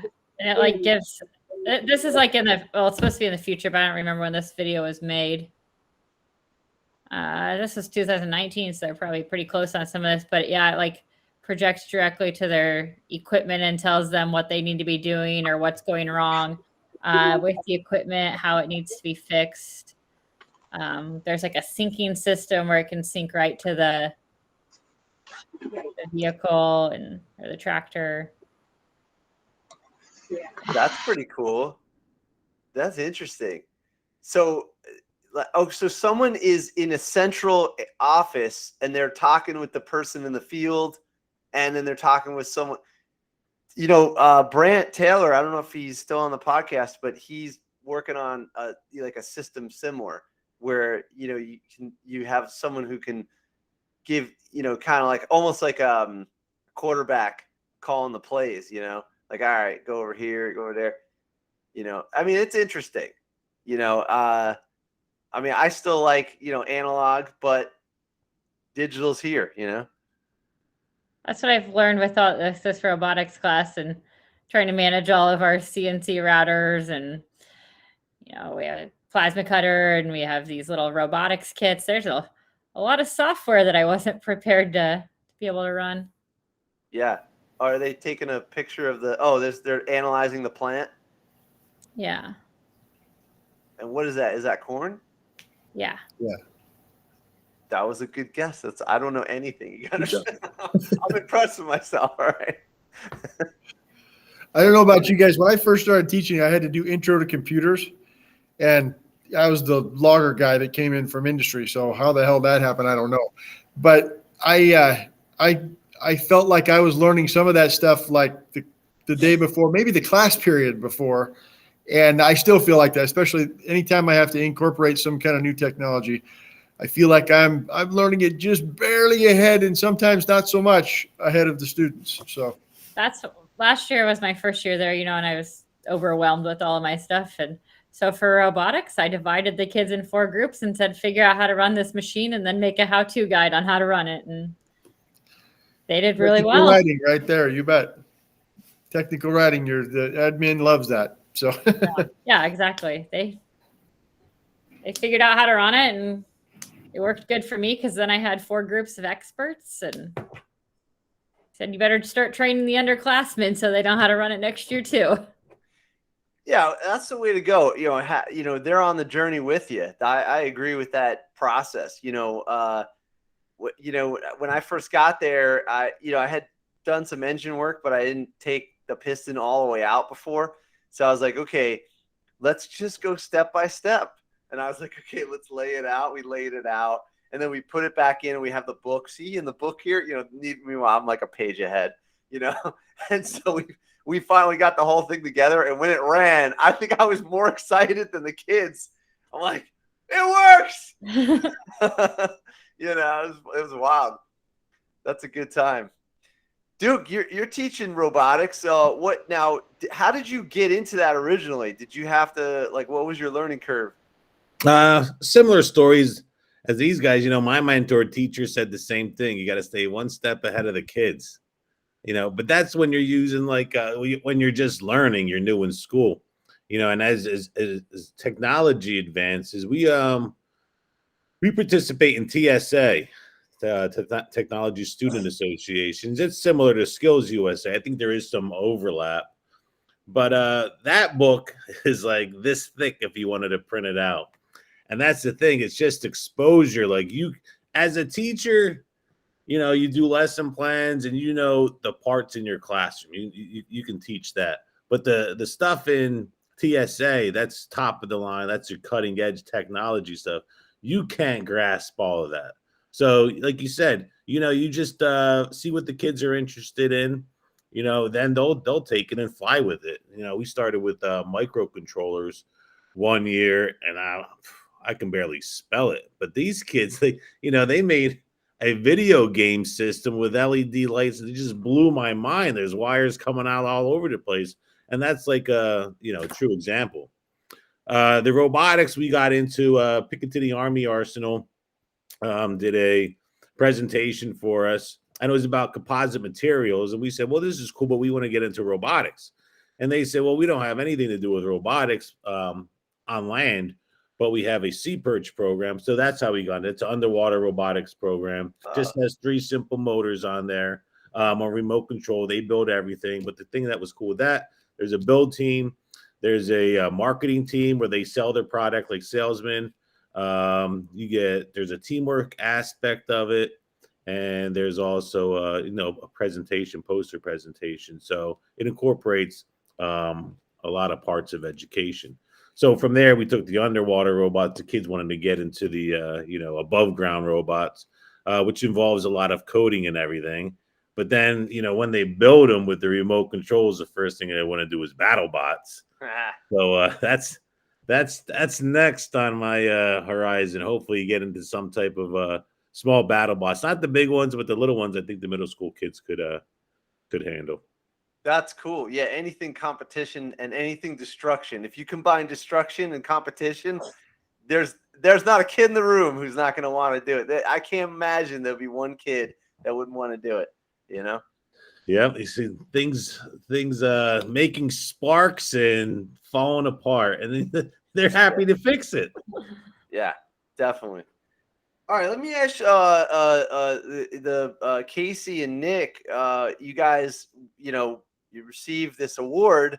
Now, do you have a plan for what you're going to do with the money? Not personally, but for the shop. Or did you? Are you going to come up with a plan now? Nicholas, what do you got? Yeah, personally, that's going to my wife. 100%. No, yeah. But really, we need new facilities. We've outgrown our facility. Like I said, we have a 15 by 20 foot room that. So I actually. When I found out we won and they had me speak in front, we had the school board there, the superintendent was there. I called them out. Community members were there. I said, hey, here's $35K. Can you help me match it? Let's build some facilities for these kids. I called them out, and nice. I wear my heart on my sleeve. I'm Italian, and I just wear my heart on my sleeve, and I'll tell you how it is. And but they all know I'm passionate about what I'm doing, and they know we've like I said, we're the redheaded stepchild of our district, and we don't get a lot of funds. We don't get anything. We create our own. So I like to get a facility that the kids are proud of when they walk in, and something that's safe. That's something safe and they're proud of. And what's neat is I can make it part of the curriculum. We're construction class. Let's have the kids build it. And I told that to the community too. I said, we'll build it. We'll make it part of the curriculum. And that's what we're doing. We'll learn every aspect: underground, electrical, plumbing, pouring concrete, so we'll see what happens. We'll see what happens. It's kind of interesting that you might, I don't know if this would be something you'd want to do is Matt Bloomquist, who was on here earlier, what they do is, this is a bigger thing, but they actually buy a piece of land, the school does, and then they build a house and sell it. And the kids are actually making this thing happen. It's pretty wild. I don't know if I could do that. I wouldn't recommend it. I'm just telling you what's going on out there.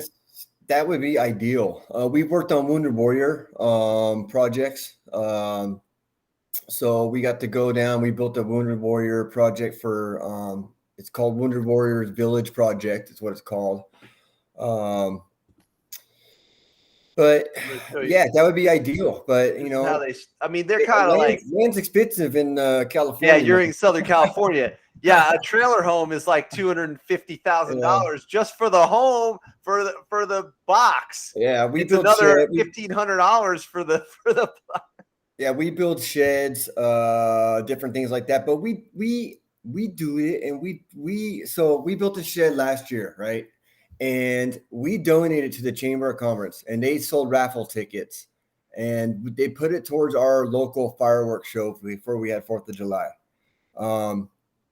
So we do things like that, and that was a big community thing for us, especially the kids saying, "Hey, so that shed we built went towards these fireworks that I can go enjoy with the town or whatever." Yeah.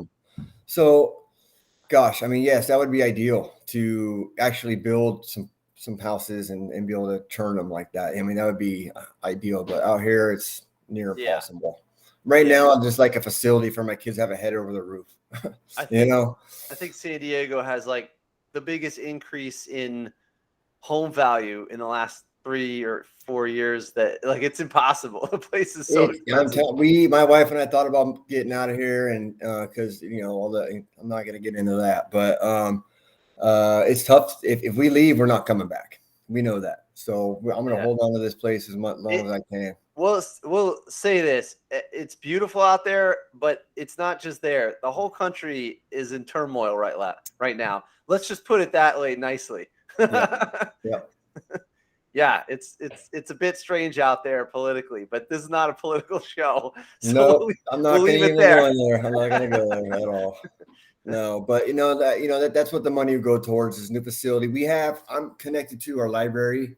And I say, hey, can we move the library to somebody else? Let me bust this wall open. I can make my shop twice as big. Hey, how dare you take over the library space? Come on. Hey, when's the last time a kid came and checked out a book? Let me tell you. Don't talk like that about that library. Empty. It's empty. The walls are coming down. I'm going to put electrical. But they just have a virtual library. Hey, everything's online now. Yeah. So I'm telling you, I don't know. That's so funny. Don't I like hanging out with shop teachers. Everybody's a straight shooter, just like it's so funny. All right, Casey, what are you gonna do with the money? I'm having too much fun with this. It's kind of funny.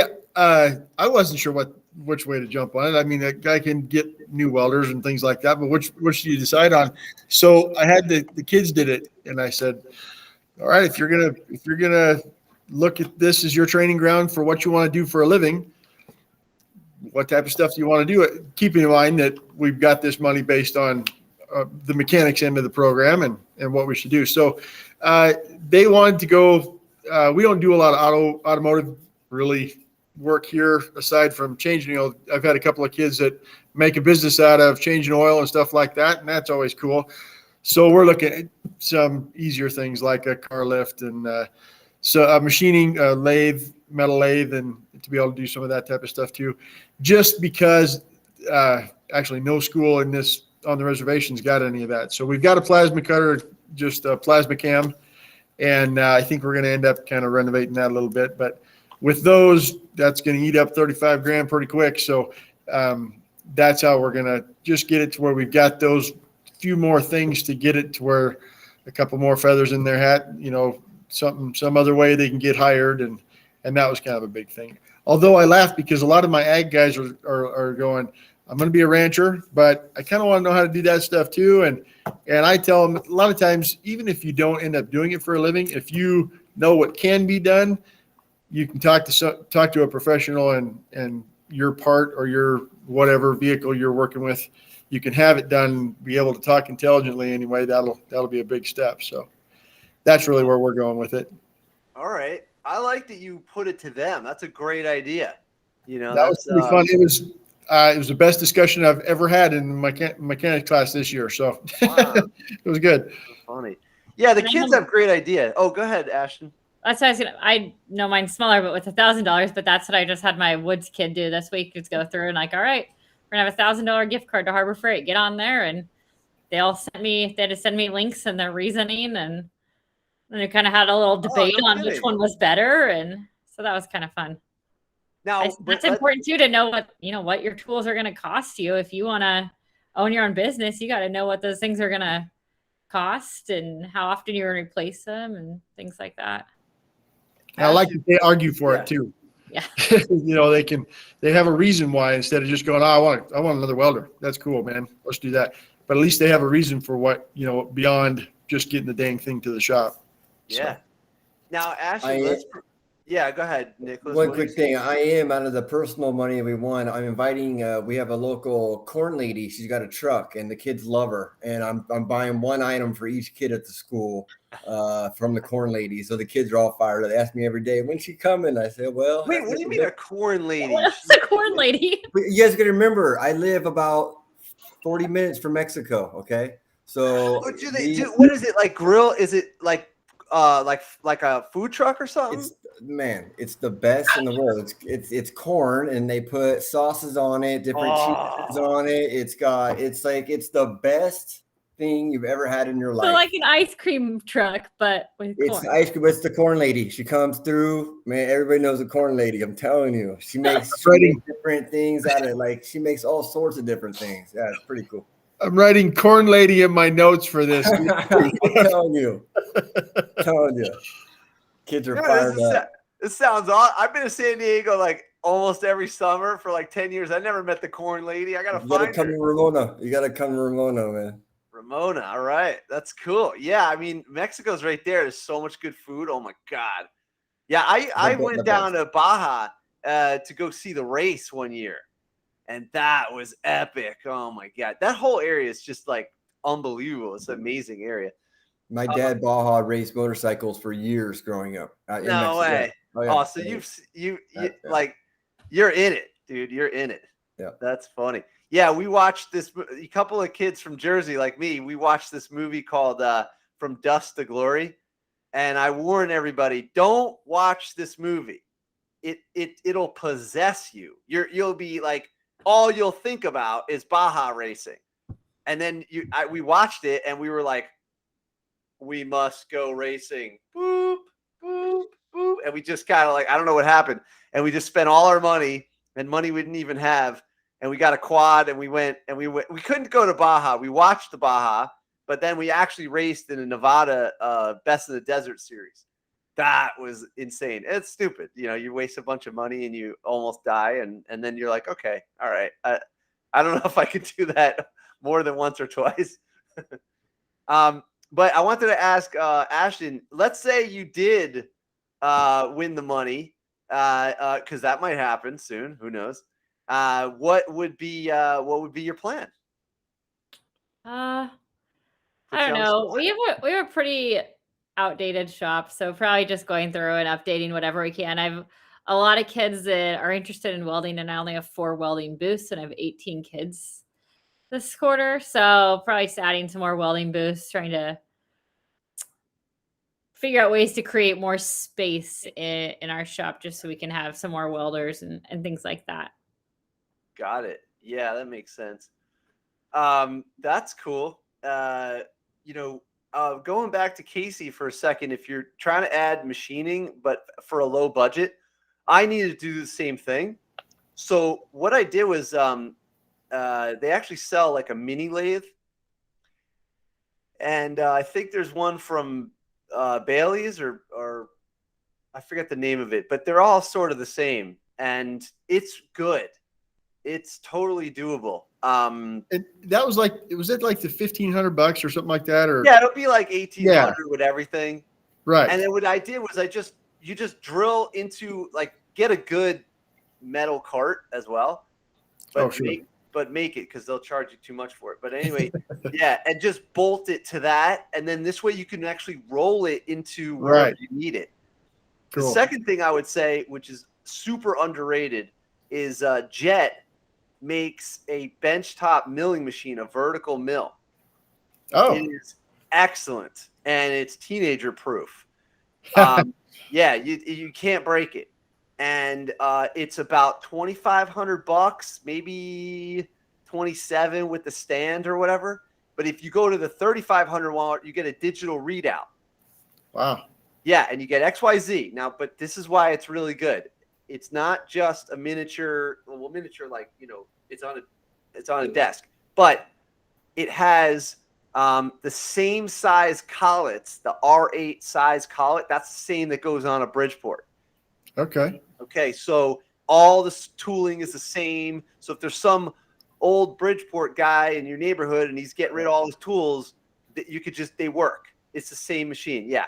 So the combination makes it the mother and the father of all the other tools. That's what I tell people, because you got all the round stuff and then you got the machine that makes stuff that holds the round stuff. So it's like, I know it sounds funny, but basically milling machine and a lathe, if you have those two machines, you can make anything, you know? Right.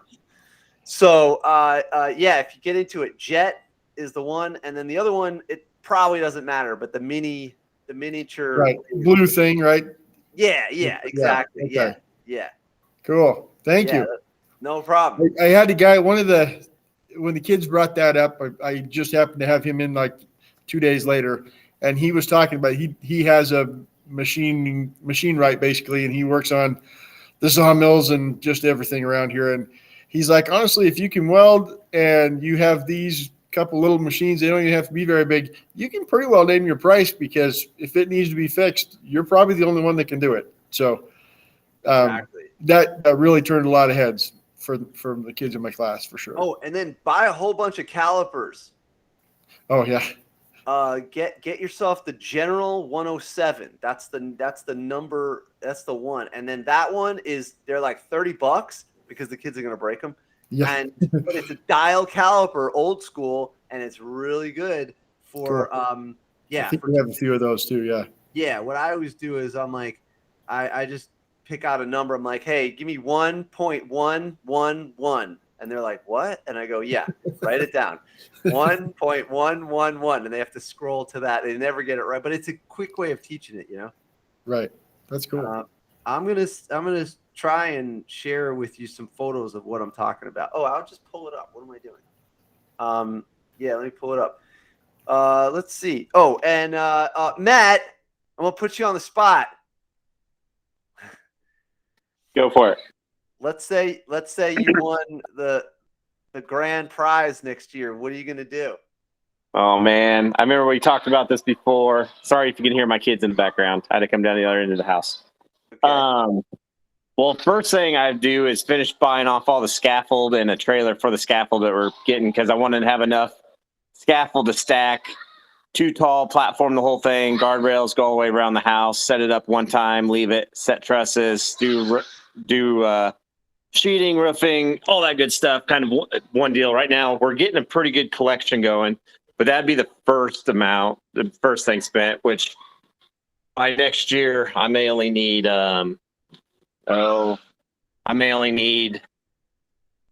maybe $5,000 to $10,000 of that. But man, I don't know. What sucks is for me, because I thought about, like a small lift or skidster or something. But thing is, that ends up, that one would have to be the 100,000 prize winner. Then you got maintenance, you got everything else, and then it's one of those things where it'd be so handy, but at the same time, I could rent one each year when needed, or borrow one even. Wait, so let me understand. So you'd buy the scaffolding so that you could just use it, fold it up, put it in storage, and then take it out when you need it? Is that what you're talking about? Yeah, that's what I'm in the process of doing. Every time I get free money, that's what I do. So I've been picking apart, $500 to a couple $1,000 here and there the last couple of years, which is doing really well. I mean, I'm making good ground. But I also need to buy a trailer so we can just load it into the trailer, park the trailer, bring it back out, or, just have a scaffolding trailer. Man, I know all I'd end up doing is nickel and diming it for years, which is fine too, because I'm very fortunate. Since we rebooted the program in 2019, I got like $20,000 just to go buy tools and trailers. So I'm set up better than most of our contractors in town as far as tools go and stuff. And so very fortunate in that aspect. But yeah, I don't think I'd have a one grandioso purchase. It would probably just be, I'm sure something cool would pop up and I'm like, all right, yeah, we're buying that.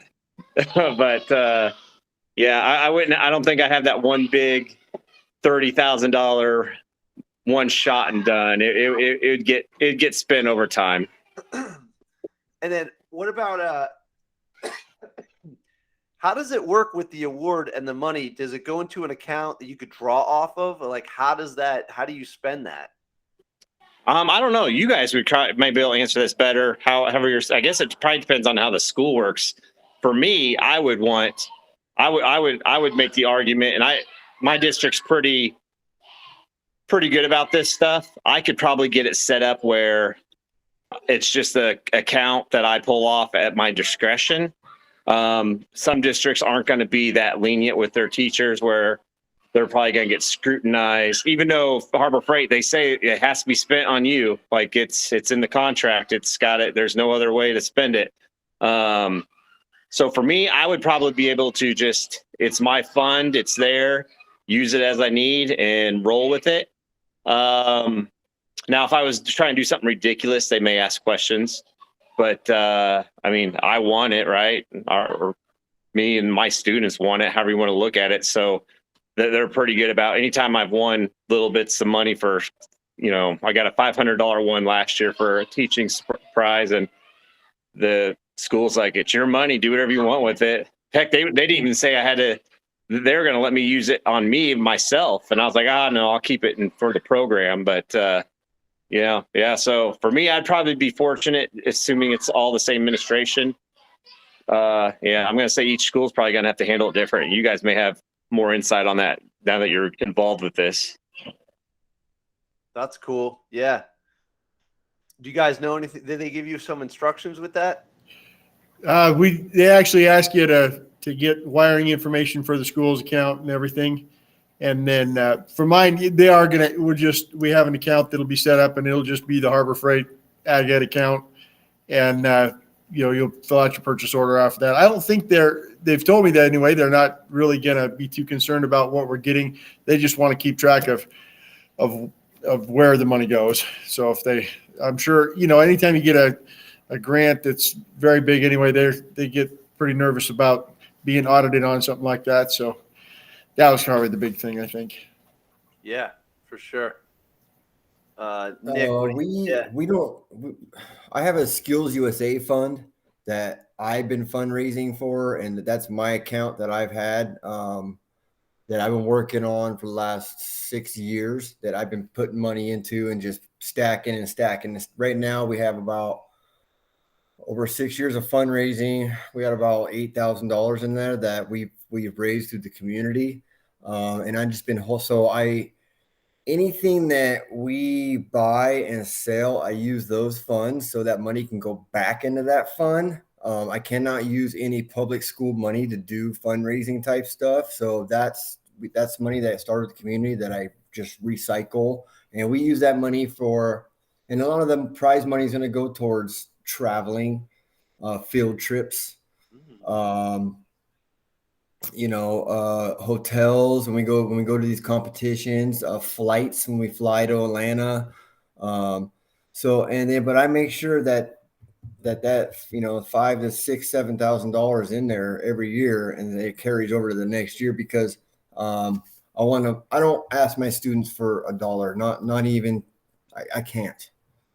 Like I said, they go home and they're working 2 jobs already, at the fast food or whatever. So, it's really cool that our community really stepped up and helped us. So that fund is going in that. It better go in that account. That's awesome. This is great. Yeah. So it's a Skills USA, like an ASB type thing that we do. We account for all of our money. We have a treasurer of it. We have a president of it, and so we have kind of like our own ASB of those funds, of our ASB club. Of our Skills USA club, we call it. That's so interesting that you set that up. I think it's a great idea to have independent money that you guys as a community are managing. I don't think we have that. Any money that we have, if it's a club, it has to go through the school. The teacher can manage it, but then the money is not managed by the external. I don't know. It's complicated. Well, we raise that money. The kids raise that money. It's their money. Yeah. It's not my money. It's not the school's money. It's their money for them. And if I need to go get extra 2x4s because we're learning something, we'll cut an 8-foot building, and I'll say, all right, kids, break it down. Now we're cutting a 7-foot building. All right, break it down. Now we're building a 6-foot until there's nothing left. Because we have to recycle. We don't have the funds that the traditional high schools have. Like, I'm looking at some of your shops, and I'm like Ashton, your shop, it looks awesome. Like that, I would love something like that, And so, I'm very jealous of everybody. And I hear all, the Harbor Freight. I'm like, God, look at this guy's $100,000. Look at his shop. I can fit my house in that thing. You know what I mean? Like, They don't need that money. You know what I mean? Like, so we had a guy last time who Jeff, actually put a shop inside a shop. I bet he did. You know, that's it great. was insane. It's literally a building inside of a building. That's what I want. That's what I guess I got to move to Texas or something. I don't know. It's California. It's not happening. No, we all got to go to Texas. So he was in Ohio. Oh yeah. Well, and then Mike the guy that's over there in Denver, that career center. Holy cow, that place is impressive. But it's like a brand new multi-million-dollar facility. It's sweet. Nah, Like he's got a boom. My welding booths were built out of wood when I walked in 2 years ago, so there were some issues. But I do have a lot of space, so yes, that is nice. The space. You know what's funny? I have an interesting scenario. I'm in the basement of like a building that's been there for like 100 years because it's like New Jersey's like old, and but it was an amazing machine shop, and then in the 90s they cut everything. So then like the only reason we still have anything is because the woodshop teacher, he would have killed someone. He was Italian too, okay? And so he would have killed someone if they encroached on his program. So what he did was he hid machines in different closets. Yeah. And when the wave of killing shop classes was done, and then they brought in this new, STEM or whatever, he started pulling machines out of the closet and putting them back.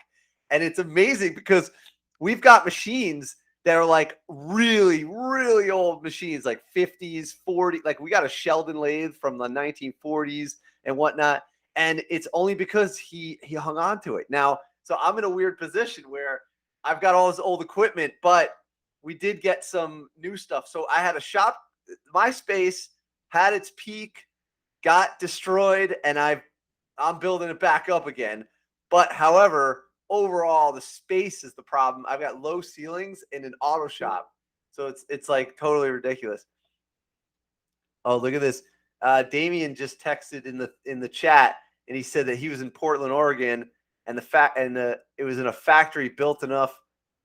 They built 4 houses as well as classrooms. Oh my God! Oh, so they built it inside the factory. It's a good idea. That's cool. I just want to share with you a photo I took. This is like recent for Casey, that lathe. This is Chastity. She's working on the lathe here. She's so much fun. She's cool, and she's like an engineering. They call them STEM now. They got to call them STEM now. So and I'm just having her turn down some aluminum just as practice, But if you could see in the background here, this is the benchtop mill, and then right next to that is another one, but it's got a digital readout. And so you literally can put these 3 or 4 tools next to each other, and you'll get kids really.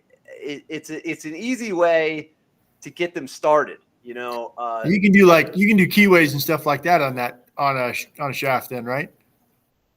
Yeah, actually, yeah, because I guess what you would do is you turn it on the lathe and then put it on the mill, and then as long as you had like some way to slide it across there or something. Yeah, because what the mill is basically like a drill press, right?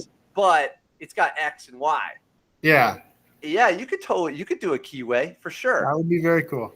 Yeah, let me think. When can you? There's times when you need a brooch, and times when you can do a keyway. I think. When did we do the brooch? Okay. You can't do it inside. If you need a keyway done on a coupler on the inside of a bore, like the inside hole, you need a brooch. Okay. Because I've done this because we had to go from a gasoline, a transmission that's built for a gasoline vehicle to an electric motor, and so we had to make a coupler. Believe it or not. I don't know if this goes anywhere or resonates with you guys, but if you're ever trying to convert a vehicle and you need a coupler to go from the electric motor to the old to a transmission, you could just cut off the back of the crankshaft that already exists. So you take the crankshaft out of the engine, cut off the back, put it on a lathe, and you can bore it and broach it, and now it's a coupler. Anyway, this is like a whole other rabbit hole. Yeah, call me if you're doing any electric car stuff. Cool. Yeah, but yeah, this is a cool thing. And then I got her doing the caliper thingamabob, Right. and she's trying to be a little bit accurate. The machine is not great. It doesn't have a lot of power. This is literally practice. Right. I wouldn't say, yeah, you're going to be, the milling machine's got more power. It's just really like a big drill press, Cool. So, and here it is right here. I'm sorry. I pulled it up. So yeah, it's about, so it's about 1800. It works. They haven't broke it yet, and, and then this is the other one. This one, they don't have the price, but it's about 2,500 to 3,000. And then you definitely want to get the base. Don't even bother. Just get that base. Now, the base is a sheet metal base. It's not the toughest base in the world. This is like, it's just enough to hold the machine, Put some tape, some yellow tape. Don't bump into it. It'll probably fall over. Right. Yep. Gotta do it. Well, that's it. If the kid's done that type of stuff, then they can at least get started, and it's got to put them ahead of a lot of people with even if they just got a good work ethic, and they can say, I've done a couple of days worth of work on that. It's got to put them that one rung higher to get hired. So definitely. Cool. Well, this is really good. Right about here, we usually end recording and then kind of hang out for a minute or two. But, does anybody want to add anything before we kill it? No, I just want to say thank you for the invite. I appreciate and it was nice meeting everybody. And, keep fighting for us CTE teachers. I think it's important. Ag is important. I wish I would have gotten agriculture when I was younger. I think it's a wonderful trade. And so keep up the good work, and I appreciate everybody. But I'm gonna head out. Okay, and listen, this is so cool. It's so last minute. I'm so sorry it was last minute. Everyone who joined tonight, you guys make this happen. Every week, we literally throw the show together, and the whole point of the show is literally everything we just talked about. We just got to share ideas and support each other. That's literally it. It's just about sharing ideas, getting to know the other shop teachers, especially since shop teacher you're kind of siloed a little bit.